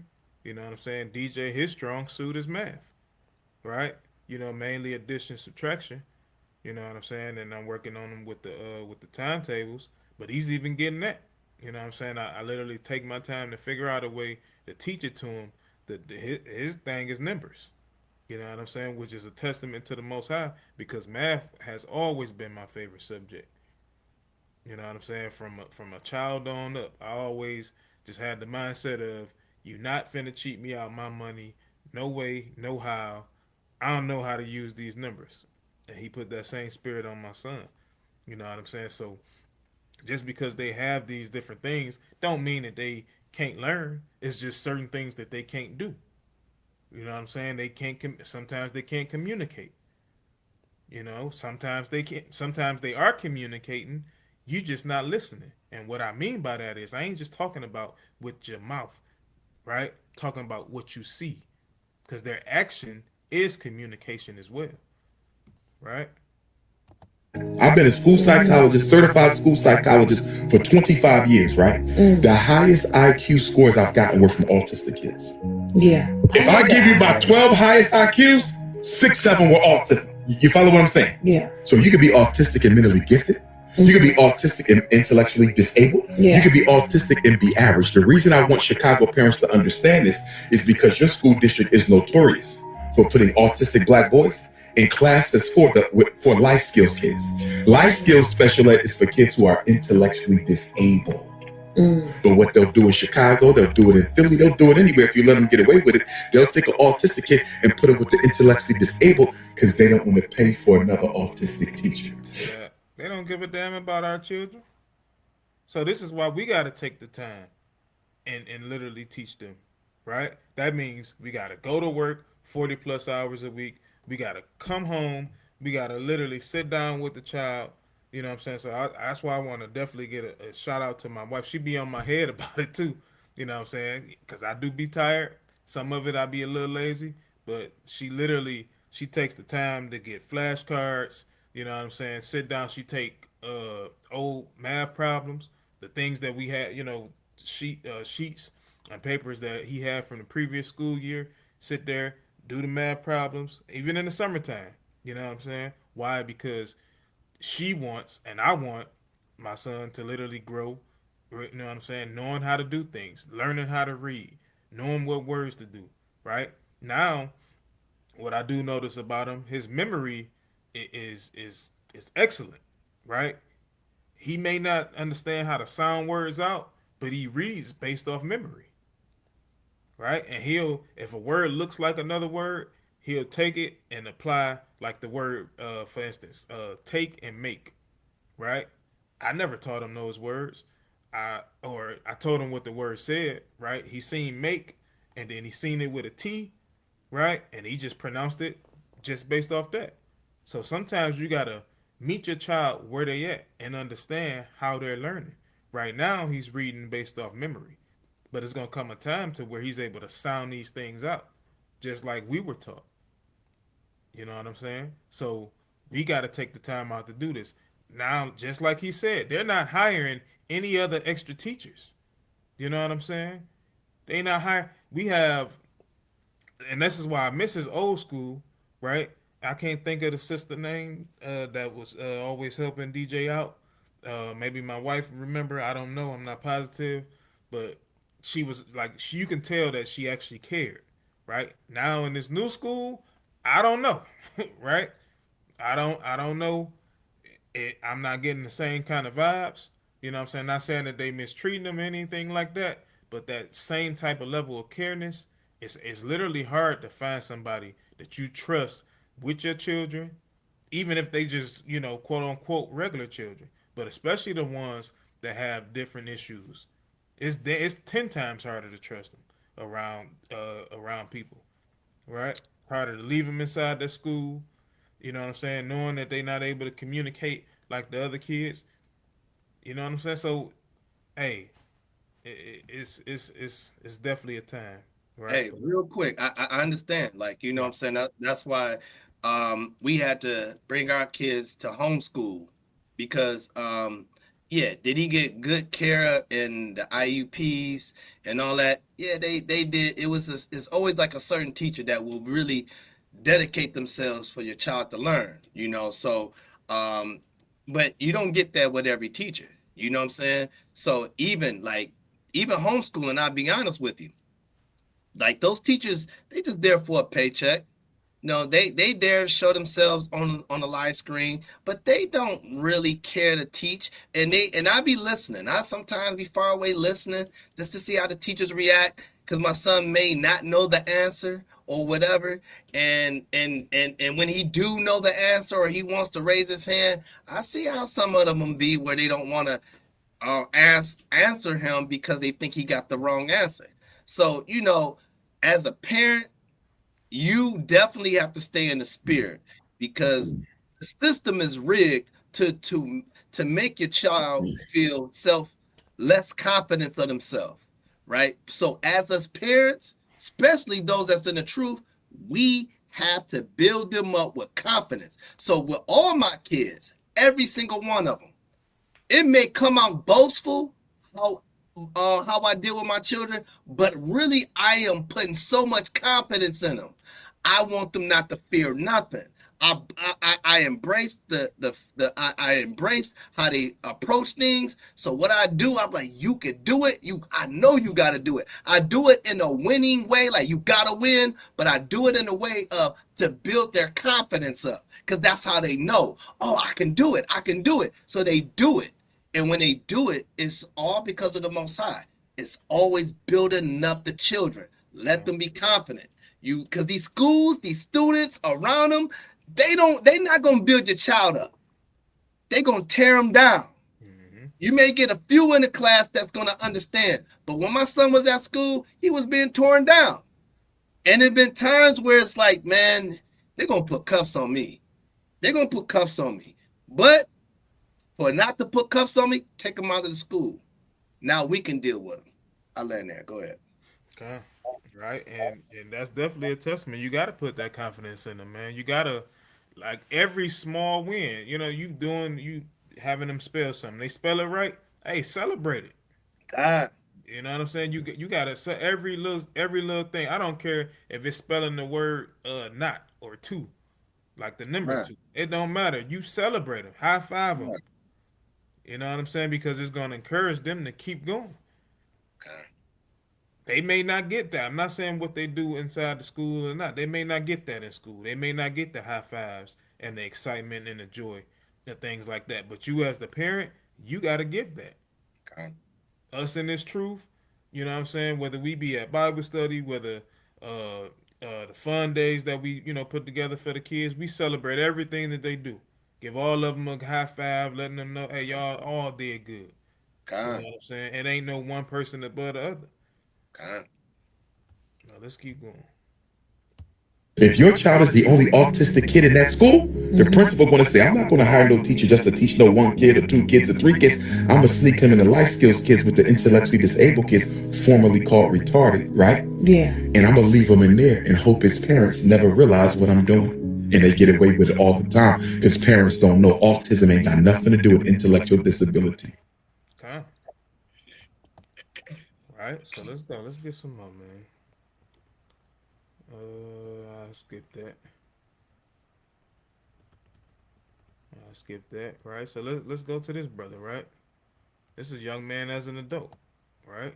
Let's watch this. Let me pause it. Turn the volume up. All right. So where are you headed to? I'm heading to the Hollywood holiday party. Really? Who's the party for? It's for the co-workers. Okay, so you're going to a party for your job? Yeah. All right, what do you plan on doing? Well, while I'm at the party, I'm going to be dancing and have fun with the others. Okay, have a great time. I've worked with hundreds of autistic patients and so many parents who've had autistic kids, and I wish I could show each and every single one of them this video. This video is remarkable because a lot of people think that just because you have autism, you're cooked. You can't have a fulfilling job. You can't have a fulfilling relationship. You are going to be homebound and you can't do anything without any type of help from anybody. And that's absolutely not true. So first of all, I do want to say that Dr. Danette Taylor is the one who made this original video. Go follow her on TikTok and everywhere else where she posts content. Her son's name is Q. He's 24 years old. He has autism and a language disorder. Apparently, he was nonverbal. So you saw him in the video. He was talking and he was communicating very well. I think he was doing a great job. I have to explain to people that autism means that the way that you communicate with the world is different from how a neurotypical person would communicate with the world. And obviously, when we have breakdowns of communication, we're going to have some issues. It's almost like we're speaking two different languages. So if you can't understand what somebody's trying to say, and they are having a hard time conveying what they're trying to say to you, of course you're going to get frustrated. You're going to be upset. You're going to get anxious. And the highest level of anxiety is agitation. This is why we see a lot of autistic kids who, during meal times, they're having these temper tantrums, or at school they're getting into fights. It's not because they're aggressive. It's mainly because they're having a hard time communicating what they're trying to say. And especially if you're nonverbal, we're going to have to communicate with, pointing and gestures and, our eyes and body language. For a lot of people, they're able to pick up on what that child or that person is saying. And for other people who aren't familiar with autism, they probably don't understand, if somebody's pointing or gesturing. But I think it's so important because people don't know that you can go from being nonverbal to picking up some more communication skills. Even if it's not words, you can learn how to, gesture, point, learn how to use your body in a way that you can convey a certain message. And you can also become more verbal. We talk a lot about skill regression, which is a thing with autism, where you are proficient or you're okay at doing a certain thing. And after a while, you start to forget how to do that thing. That's true. Skill regression is a thing, but skill progression is also a thing. It's like he was also a full-time employee. I think it's important for people to know that you can have a full-time job when you're autistic, because people often will default into helplessness and hopelessness, and they'll say, oh, I could never work because I'm autistic, or my child or my daughter, they can never have a job because of their limitations. Well, a lot of the limitations that we say that we have, we put on ourselves. See that? We do that a lot. You know what I'm saying? We always say that they're not gonna be able to do that. You might be a parent that worry about your child. Don't think like that, right? You gotta be the one that's optimistic. You gotta be the one to take the time out. If nobody else understands your child, you gotta be the one that understand, and then you have to be the one to teach everybody else until your child is able to do that for himself, his or herself. Right? You gotta be the one taking your time to do these things, right? It's another one. I want to get. Let me go up to it. Let me find this thing. All right. Right here. Right.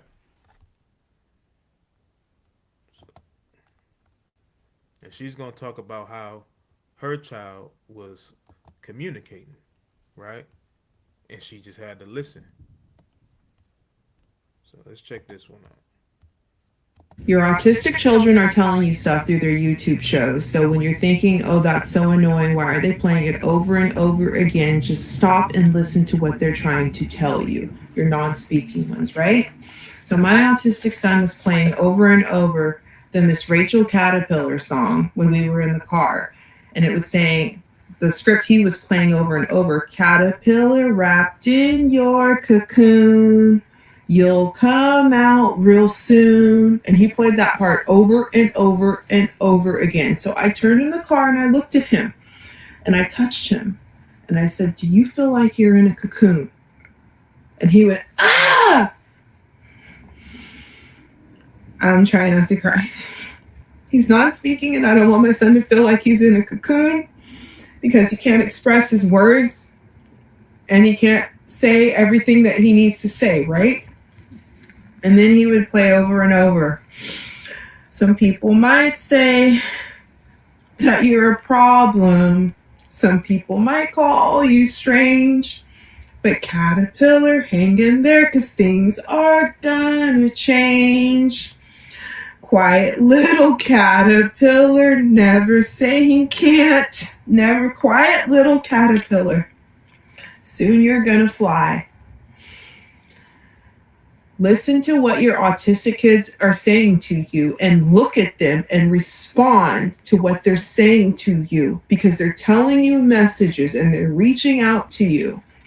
Another thing he played over and over. Nothing I do seems to fix it. Nothing I do seems to fix it. Nothing I do seems to fix it. Nothing I do seems to fix it. Caterpillar wrapped in your cocoon. You'll come out real soon. If you have an autistic non-speaking person and you think they're just playing something over and over, yeah, they do get stuck in loops. We all know that. But they're not always stuck in a loop. So listen to what they're saying. Respond to what they're saying. Because when I respond to my son, it's exactly what he's trying to tell me. And I want to acknowledge him. So presume competence with your autistic kids. Know that they're in there and know that they're trying so hard to communicate with you in other ways because they can't say it out of their mouth. So listen to what they're playing on YouTube. Silence your mind. Meditate so that way you can be open telepathically to them as well too. Do intuitive writing. Find different ways to communicate with your autistic non-speaking child because they're in there and they're screaming out trying to talk to you. I love you guys, autism parents. Talk to your kids like they're in there because they are. To all my autistic parents, and I'm gonna let you hear. Right. So you gotta pay attention. If you're not paying attention, you're gonna miss it every single time. Right? You're gonna miss it every single time. Now we're gonna get I guess this is a so-called doctor, right? And he's explaining, I guess, the science side of things of why they can't talk now. Whether this stuff is true, I don't know. I'm not the expert, so I'm not going to deny his claims, right? Because it makes sense to me, you know what I'm saying, just him explaining it. But let's hear what this Edomite has to say. So one of the biggest mysteries in the autism world is why don't they speak? We know through the use of spelling that most of these kids have all the words. So how can they have all the words but not be able to speak? It really comes down to understanding what's happening in the brain. They don't feel their body. This is a sensory map that develops in what we call the parietal lobe. And in the right brain, we have an entire map of our whole body. We become a whole person and we become self-aware in our right brain. It's really important for us to be able to understand what other people are feeling and thinking as well. And then once we form a sensory map, when we know where parts of our body is, then we develop a motor map to move it. Now, if we look at the largest part of the map, it's the mouth, the tongue, and the lips, and the face. And what we see is many of the non-speaking kids, when they're spelling, tell us they don't feel their tongue. They don't feel their mouth. If they don't feel their face, they're not going to be able to speak. And that's literally what they tell us. Many of them also can't point or write or type. They know everything. All the words are there, but they can't speak, not because they don't have the words, but because they don't feel it. Because if you don't feel it, then you can't move it. And then they have what we call dyspraxia, and they're not able to move. They're not able to say the words. And this is important because if you want to change speech, if you try to work on the area on the left brain, which... And let me pause that for a second. I'm going to go back a little bit. Right? The reason why I say I take this as some truth to it is because when you are speaking to your child, again, whether they can speak back, they'll respond a lot of times especially once they're old enough, they'll respond with action, right? Or with the noise, and they understand what you're saying, right? So this is why I say I can see why it's probably some truth to everything that he's saying, right? It could all be true, right? But hey, I'm not a doctor. I don't study the brain, things of that nature. But hey, I'm sure it's the truth, right?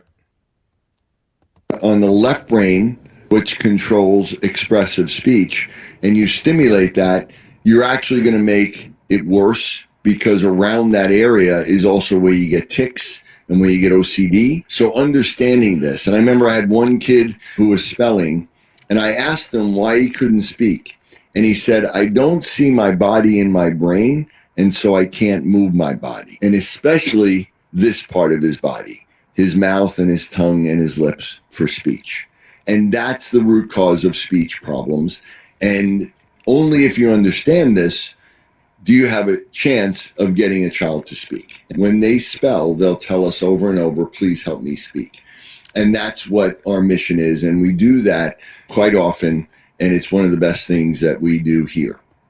All right. So just taking that for what it is, as far as especially the last part, when he says that they say that they can't feel their tongue and their body, right? You have a lot of autistic kids that literally they hurt themselves, right? They'll have scratches all over their arms, right? Some of them may even bite their tongue, right? And it's really probably not even painful to them because of everything that this guy's saying, right? I've seen that with my own eyes. They literally hurt themselves, right? So let's see, right? So here's one of a young man that is scared to eat food. Like, I've never seen this in my life before, and I definitely don't have to worry about this with my son because he definitely gonna eat, right? So this is another part of the autism spectrum disorder. You know what I'm saying? That I have no idea, right? I have no idea about this, but when I was putting together this class, I learned about it, right? I had no idea it has something to do with food, that they're literally scared of food, right? So let me play this. Cam, please, I'm begging you to put that in your mouth. Please. Please. You guys are. The internet is absolutely furious over this boy's dinner. People are screaming that it's abuse, while his own mother claims it's the only way to save him. We really want you to do this at home, because if we can't get this done at home, we're going to have to get Hope Bears to help us. Yes, and you won't ever buy me pizza ever for the rest of I need you to eat other foods, baby. Like, you have to. Like this one? Just try it. But no one could have predicted how... You said what? You said something, my guy? No, I ain't say anything. Okay. Oh, he was about to react. This is Cam, the food critic whose videos are tearing social media apart. He's autistic, and he lives with extreme sensory sensitivities that make most foods feel like a personal attack. But that brings us to the controversy tearing his followers apart. 4, 3, 2, 1, 0, 0.5, negative 1, negative 2, negative 3, negative 4, negative 5, negative 6, negative. I don't think I'll complete this last step. You can. I don't think I can. And breathe out. Breathe in, breathe out. I need 5 more of those. Okay. It's okay. Come on. I need a hug. Please. Okay, put the fork down. I don't think they'll able to do it. Okay, you cannot force.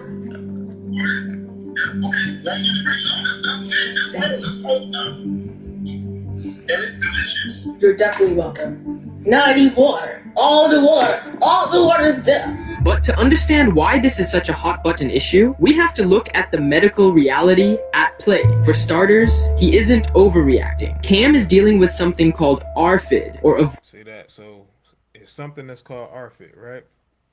So, and he's gonna say what it is, right? But me, I would have looked at it like, man, you overreacting. It's just food. You know what I'm saying? That's how I would have seen that. But this is why you have to literally listen to your children, right? That young man looked scared out of his mind, right, to eat spaghetti. And we may look at that, you know what I'm saying? You have some idiots laughing, you know what I'm saying? If I was younger, I might have laughed at it too, right? But now, being in the position that the Most High has put me in, you know what I'm saying? You grow sensitive to certain things. You know what I'm saying? So you looking at this and you like, okay, yeah, my son don't have to deal with this, but if you're in a congregation, you may have some children that you're around, and let's just say, for instance, especially the sisters, because it's mainly the sisters that's fixing the plates. You may have one of the children, act like this. You know what I'm saying? And instead of looking at it in a weird manner, maybe this can be your eye opener and be like, okay, well, let me find his parents to see what they like. If they not around, let me pick up the phone and call them. Like, hey, what's going on? He's acting like this, so on and so forth. Like, we have to be patient with one another's children. We got to be patient with our own children and realize that these conditions is plaguing our community, right? It says so in the book of Deuteronomy that it will happen, right? So be aware. Starters, he isn't overreacting. Cam is dealing with something called ARFID, or Avoidant Restrictive Food Intake Disorder. For people with ARFID, it isn't just being picky, it's a sensory disorder, where the brain perceives certain textures, smells, or flavors as a genuine threat to survival. When he eats something that triggers this, his body enters a fight or flight response. That's the gagging, sweating, and the visible panic. And that is exactly why the internet is up in arms. Critics argue that stimulating a child to the point of breakdown isn't exposure therapy, it's just trauma recorded for views. But on the other side, his parents claim they are just trying to help him expand his diet so he doesn't grow up with lifelong nutritional deficiencies. And actually, it's starting to work, because unlike his beef with spaghetti, his reaction to other food nowadays isn't as bad. You know how to bite it? Bite it like this, like that, yep, and pull it out. Hey, there we go. That can work. What you think? Tell them what you think about it. What's it like? It tastes like that piece. Girl, we're making so much progress. This food now tastes good then. Just goes to show that whatever the condition, family will always be stronger. Him and his family are just very toxic. We need his phone number. Let me get that out of there. I don't know what that crap is. Right? So, what else we got, right? I don't want to show that one, right? It was just on. I just explained it. Brother, young man was what they call stemming, right? In the car, you can equate it to a meltdown, right? Just in those cases, you got to be as calm as possible. You know what I'm saying? You got to be the one letting them know, grabbing them, hug them. You know what I'm saying? Hold them tight, talk to them calmly. You know what I'm saying? Him or her, talk to them calmly. Try to get them to calm down. When they stemming, if you have somebody that goes through that, right? You may not understand it. You know what I'm saying? If it's somebody else's child, right? And they asking you to watch them and you know that they deal with that. If you're not able to do that, don't agree to watch their child at all. I don't care what that parent has to do. I don't care if they got to go to work, whatever the case may be. If you know that you can't handle this child you know what I'm saying, with the stemming issue, don't watch their children, right? Have enough love for that child and their parent, right, to literally know what you can and can't handle, because you can make that child worse. You can put that child through trauma, right? So I'm not gonna play that one, right? So let's go. I'm gonna play this one, right? Because it's just not as a child that they deal with this, right? This is also an adult, right? So in adulthood, this is what autism may look like in relationships. Hey, babe, what's up? Hey, I'm hungry. I ate already. Good? Yeah, Okay. I was starving when I got home. Well, I'm catching up with my food right now. I hope the Vikings win because I need this for fantasy. I hope they win because you're happy when they win. What's wrong? No. Whoa, something going on? No. It's just, it has a very, very strong smell. What smell? And then if you kiss me, that smell is going to pass on my lips, and then also the texture. And I don't like onion, and you ask for additional onion, and I can smell it from here. You gonna make me brush my teeth before I kiss you? Yes. Are you for real? Yes. Like, even right now. And it's because they will feel like they're being attacked by an onion, right?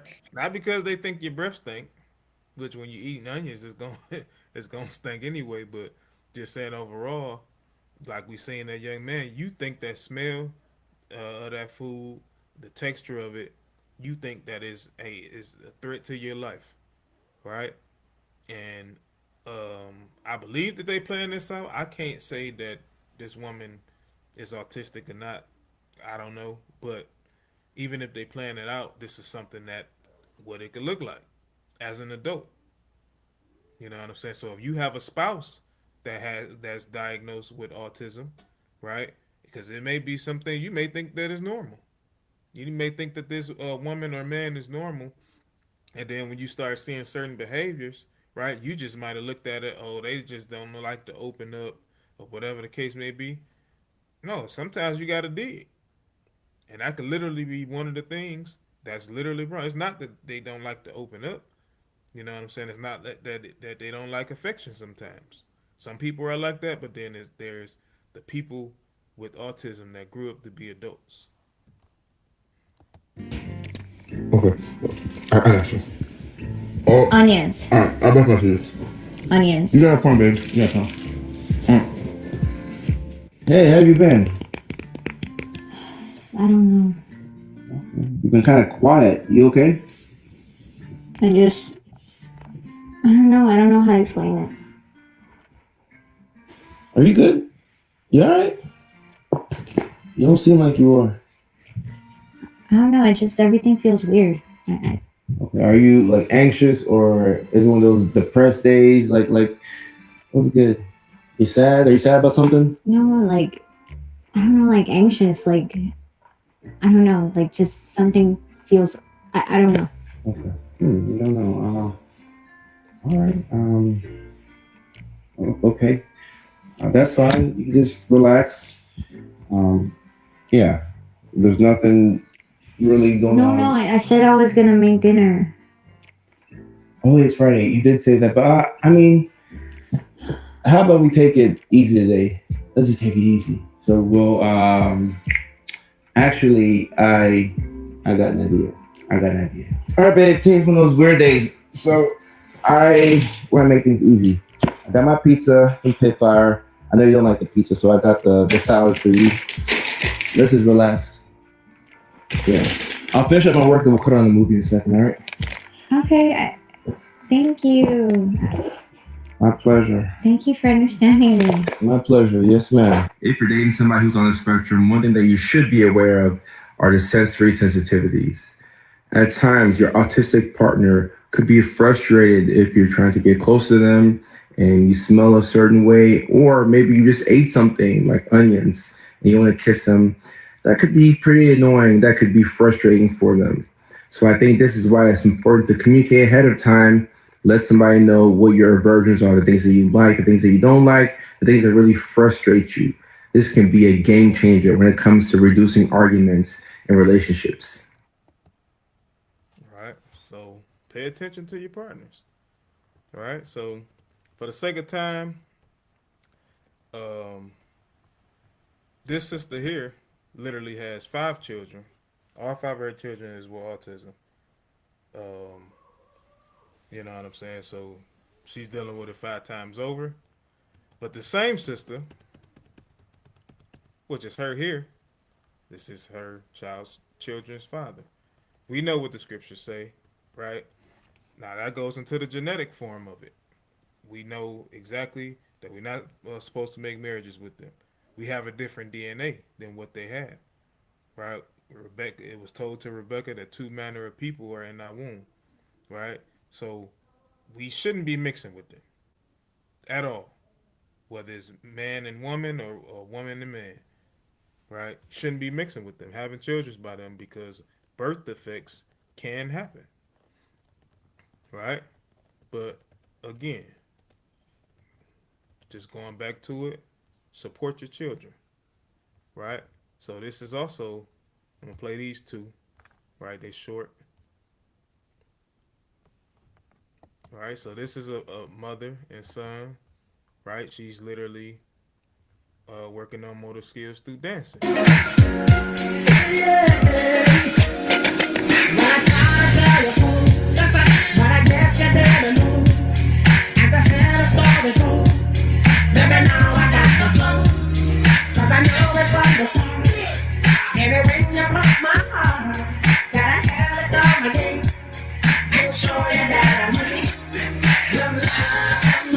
right, so it don't mean that your children can't dance because they autistic. It don't mean that you can't have a good time with them, right? They're not victims.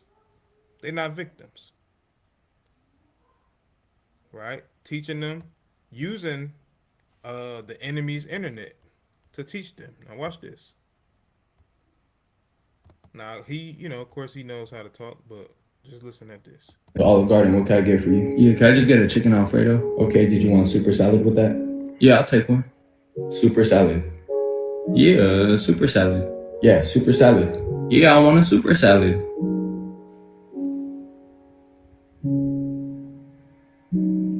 I mean, what comes in a super salad?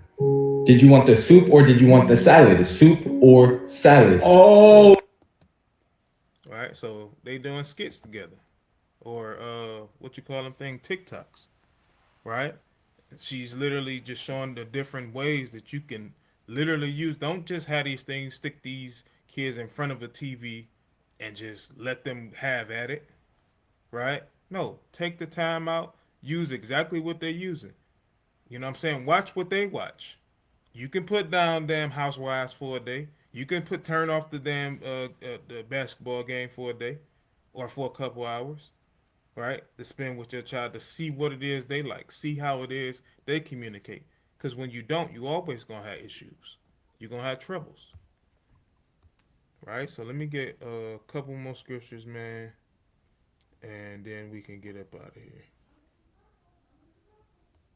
Right, so let's go to Psalm 73. Psalm 73. And I actually meant to change that because I want this in the GNT.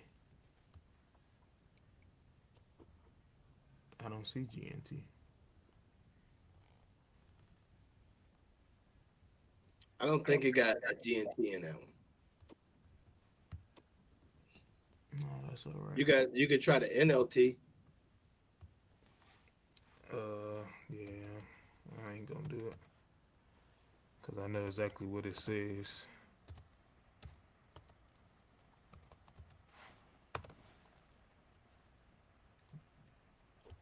All right. So let's get verse 26.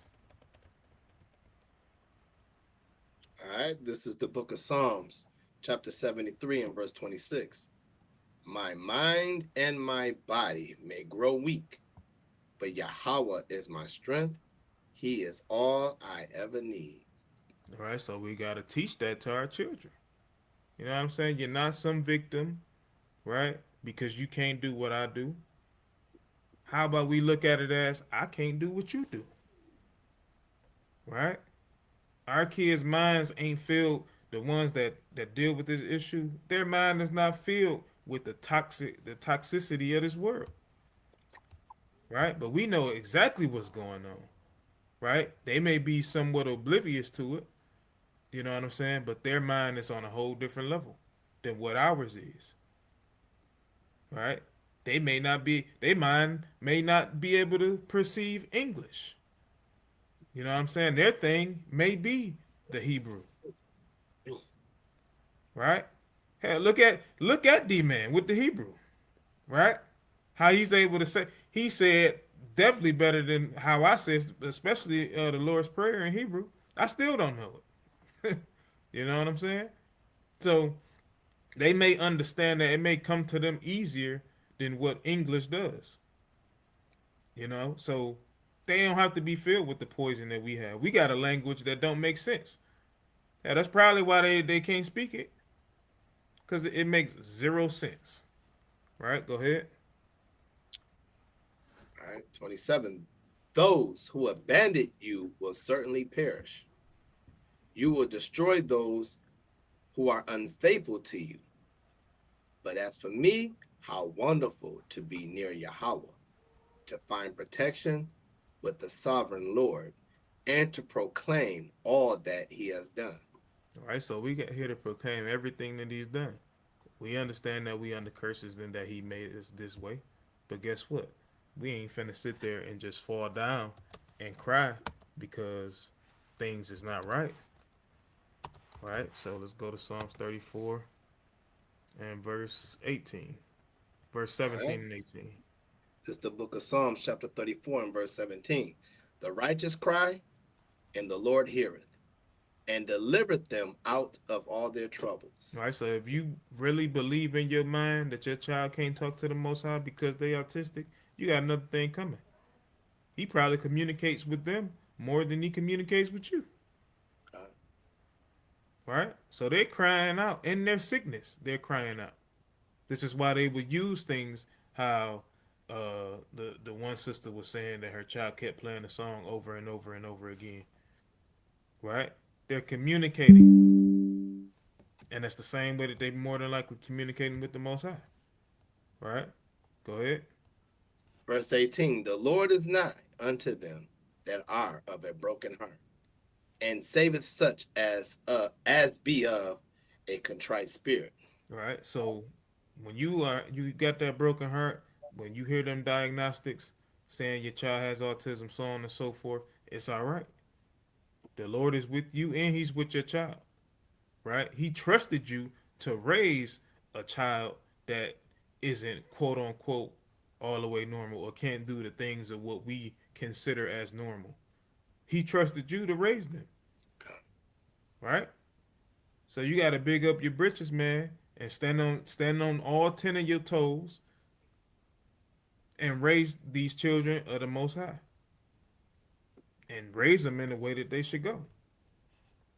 Right? Go ahead, verse 19. Verse 19, many are the afflictions of the righteous, but the Lord delivereth him out of them all. See that? The Most High is going to deliver us out of all of the afflictions that we have. So it's a light thing right now, right? It's a light thing right now. If all we is concerned about is having an autistic child, guess what? It's brothers that's dealing with worse. Some people can't even see their children, right? Whether it's they perish from off the earth, whether they went blind and they can't see their children, or their children blind and can't see them, right? There's a lot of things that would be, worse, right? So, verse 14, chapter 5, verse 14. First Thessalonians chapter 5 and verse 14. Brothers and sisters, we urge you to warn. So like it start at verse 12 to 14. All right, this is the book of First Thessalonians chapter 5 and verse 12. Dear brothers and sisters, honor those who are your leaders in the Lord's work. They work hard among you and give you spiritual guidance. Show them great respect and wholehearted love because of their work and live peacefully with each other.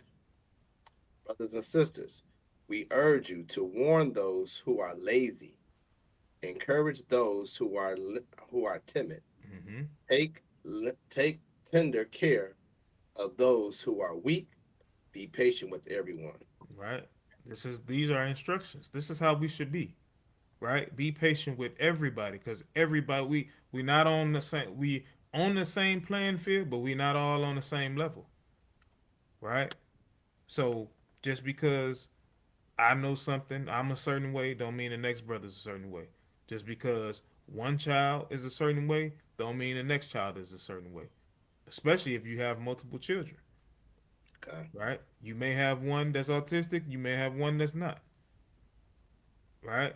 But you teach them and literally to how to be with their brother or sister, because it's gonna take a village. You not It's gonna be hard to do the work by yourself, right? It's gonna be hard to try to teach them everything by yourself. You gotta have your village backing you up, right? So my last one is Revelation 21, man. 21 and verse 4. All right, this is the book of Revelation, chapter 21 and verse 4. And Yahweh shall wipe away all tears from their eyes, and there shall be no more death, neither sorrow, nor crying, neither shall there be any more pain, for the former things are passed away. Right? So it ain't gonna be no more autism, right? It ain't gonna be no more what is it called? P5 minus syndrome? 5P minus. No, it's not gonna be none of that. Right? Ain't gonna be no more cancer, right? Ain't gonna be no more no ASL, no bone cancer. Ain't gonna be none of that. Right? But we just gotta stay the course and realize that we gotta go through these curses. These curses gotta strike us. It just lets us further know that we the people. Okay. You know what I'm saying? So hey, let's take joy in it that we going through these things, right? It may hurt from time to time, but remember the end goal is to get to the kingdom, to where we ain't gotta worry about nobody not being able to speak, right? Having a hard time with they I can't even get the word out, right? Having a hard time developing a brain development, right? We're not gonna have none of that. Ain't gonna be no more people that can't walk, can't see. So man, hey, I encourage y'all brothers and sisters that's, has a child, even a relative, what I'm saying, that's dealing with autism or um, any other thing that they have going on, right? I definitely encourage y'all, what I'm saying, to just stay the course, man. It's gonna be all right. You know what I'm saying? It's gonna be all right. It's not the end of the world. You know what I'm saying? The Most High dealt you your cards, and you got to play with them. So I'll learn there. Hey, I want to add a few more scriptures, man. Okay. Hey, I just want to add on this on the closeout because, hey, first and foremost, really good lesson. I pray that the Most High continue to put wisdom in you, and I pray that the Most High let this be edified to others that need to be listening. Right. So I want to go back because I'm going back from the beginning. I'm going to go back to Deuteronomy 28. Right. Start at verse 15. Right. Because, like you said, these are the curses. Right. This is the curses. This is how we know we are the people. But I want to go to 28 and 15 real quick. Let me get that real quick. All right. The book of Deuteronomy, chapter 28, verse 15. But it shall come to pass, if thou wilt not hearken unto the voice of the Lord thy God, to observe to do all his commandments and his statutes which I command thee this day, that all these curses shall come upon thee and overtake thee. Now jump down to verse 18. Verse 18.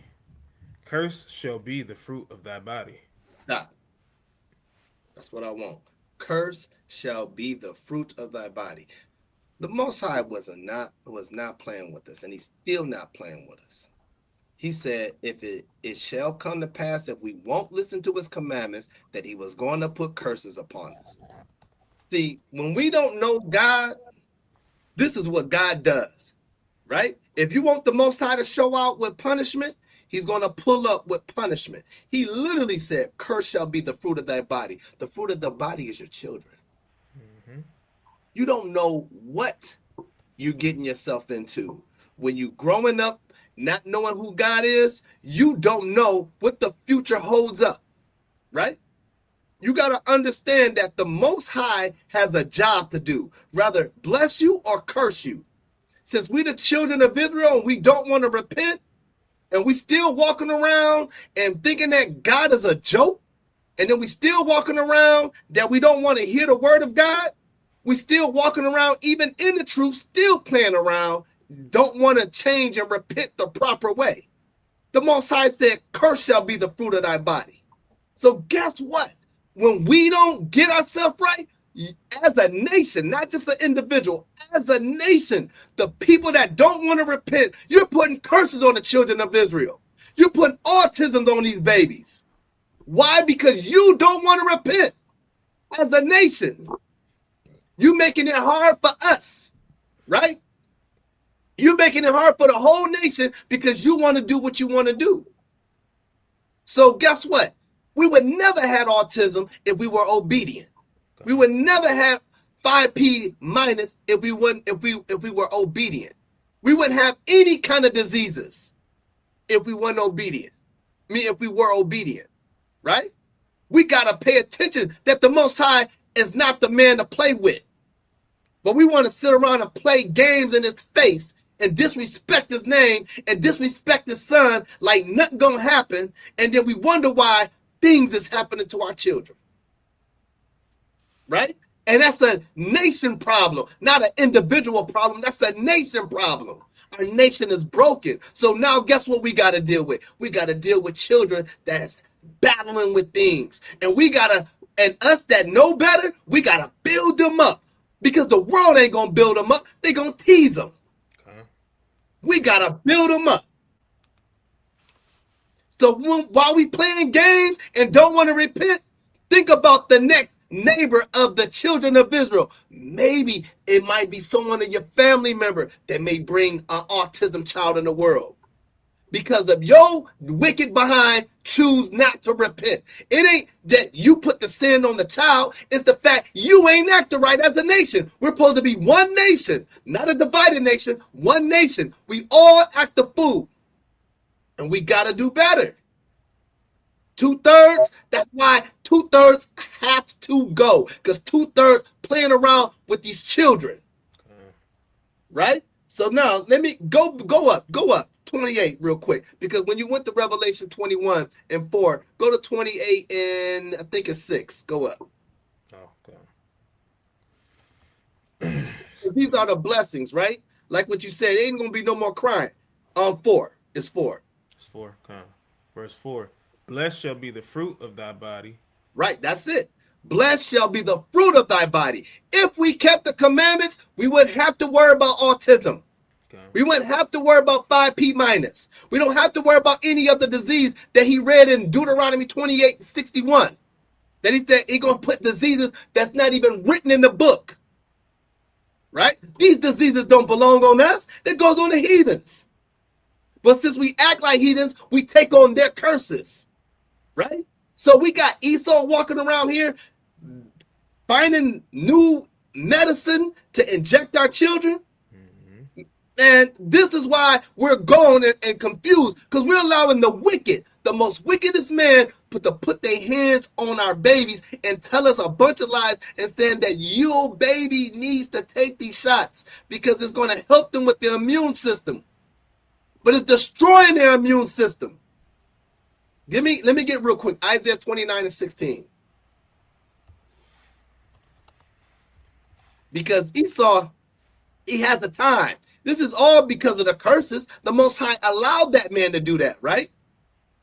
The Most High allowed that to happen. So we got to find out, right? Go up, Salakia, verse 15.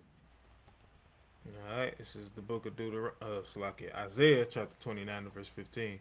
Woe unto them that seek deep to hide their counsel from the Lord, and their works are in the dark. And they say, who seeth us, and who knoweth us? Right. Hey, the white man, hey, this is what the white man said. It ain't us who's doing that. I don't know what you're talking about. I don't know what's in those vaccine shots. I'm just told what to do. You know good and well what's in those vaccine shots. Y'all all are in confederate against the children of Israel. The Bible prophesies about that. Yep.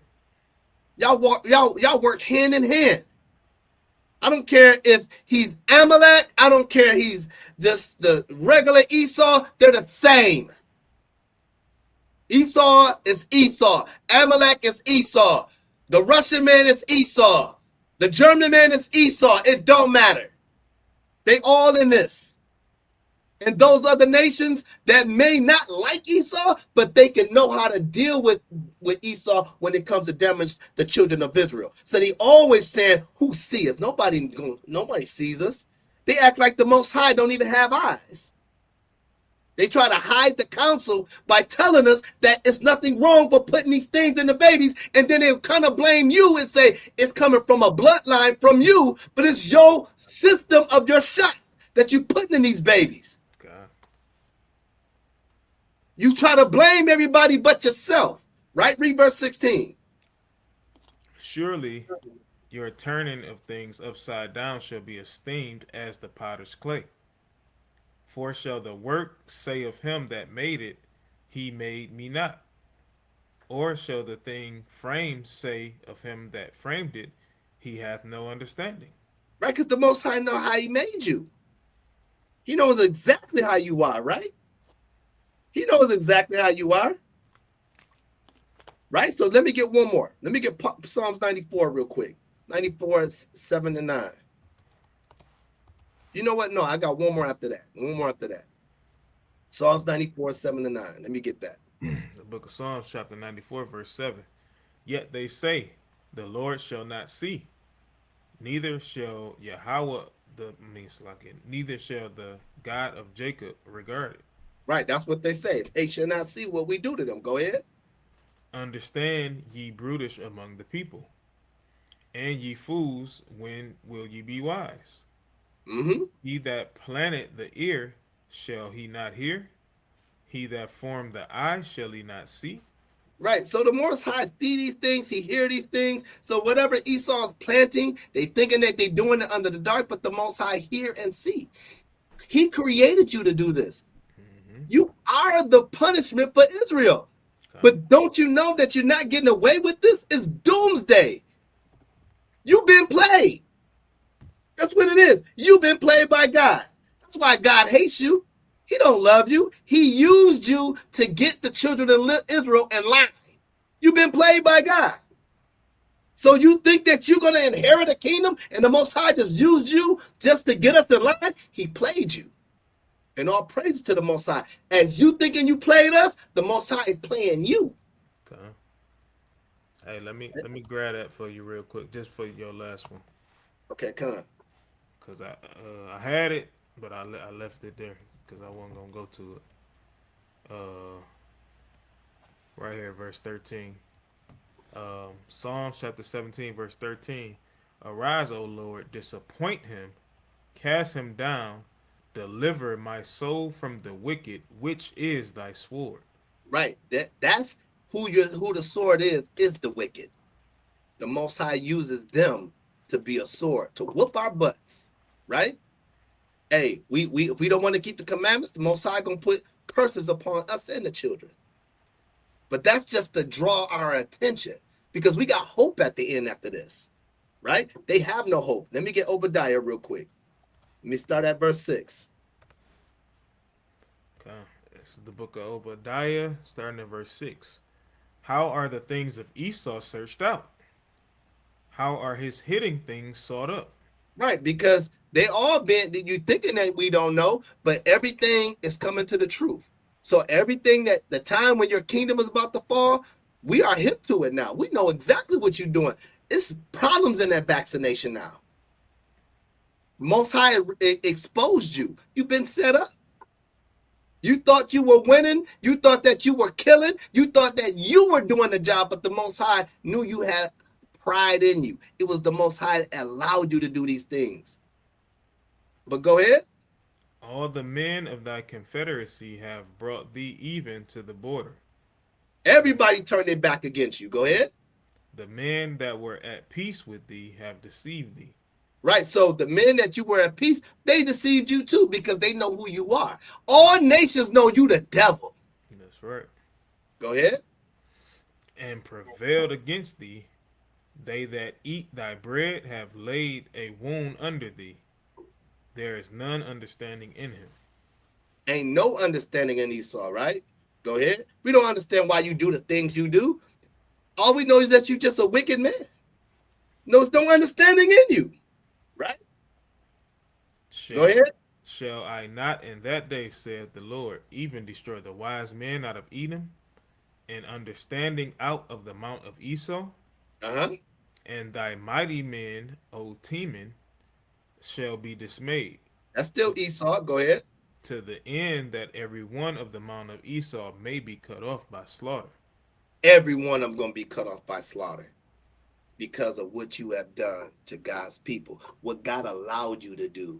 So I'm going to give you a secret. You've been set up by God to be put to death forever. So what you doing to these babies, it's going to be done to your babies double. And guess what? It's nothing you can do about it, but just take it. And guess what? We get the last laugh. You got the last kingdom. We get the last laugh. And we get the real kingdom when Yahweh shall return, and I land there. Okay.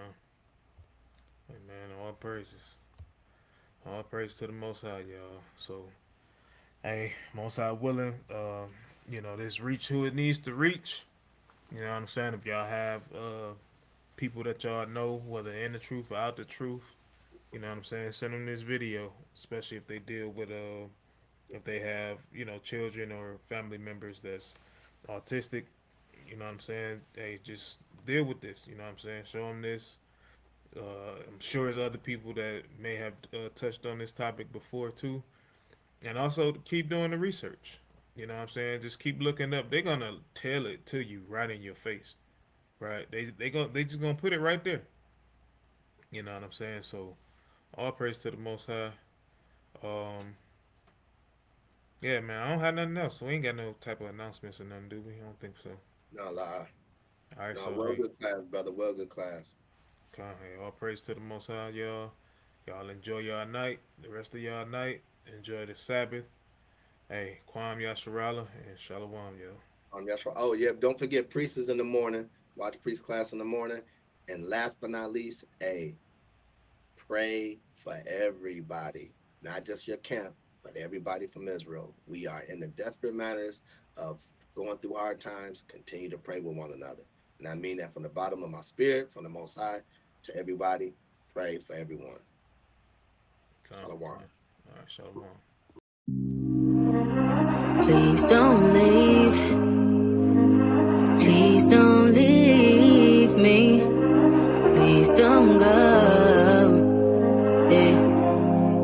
Cause I done fell off again. My bad decisions got me in a place of distraught again. Look in the mirror, I don't look the same. I got somewhere in my thoughts again. Try to dress it up, make it look pretty. Silently crying so no one can hear me.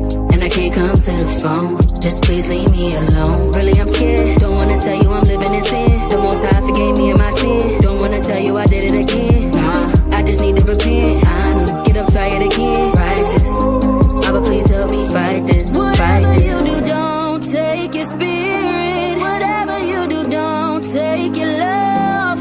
You can take anything from me, but I need you. Yeah.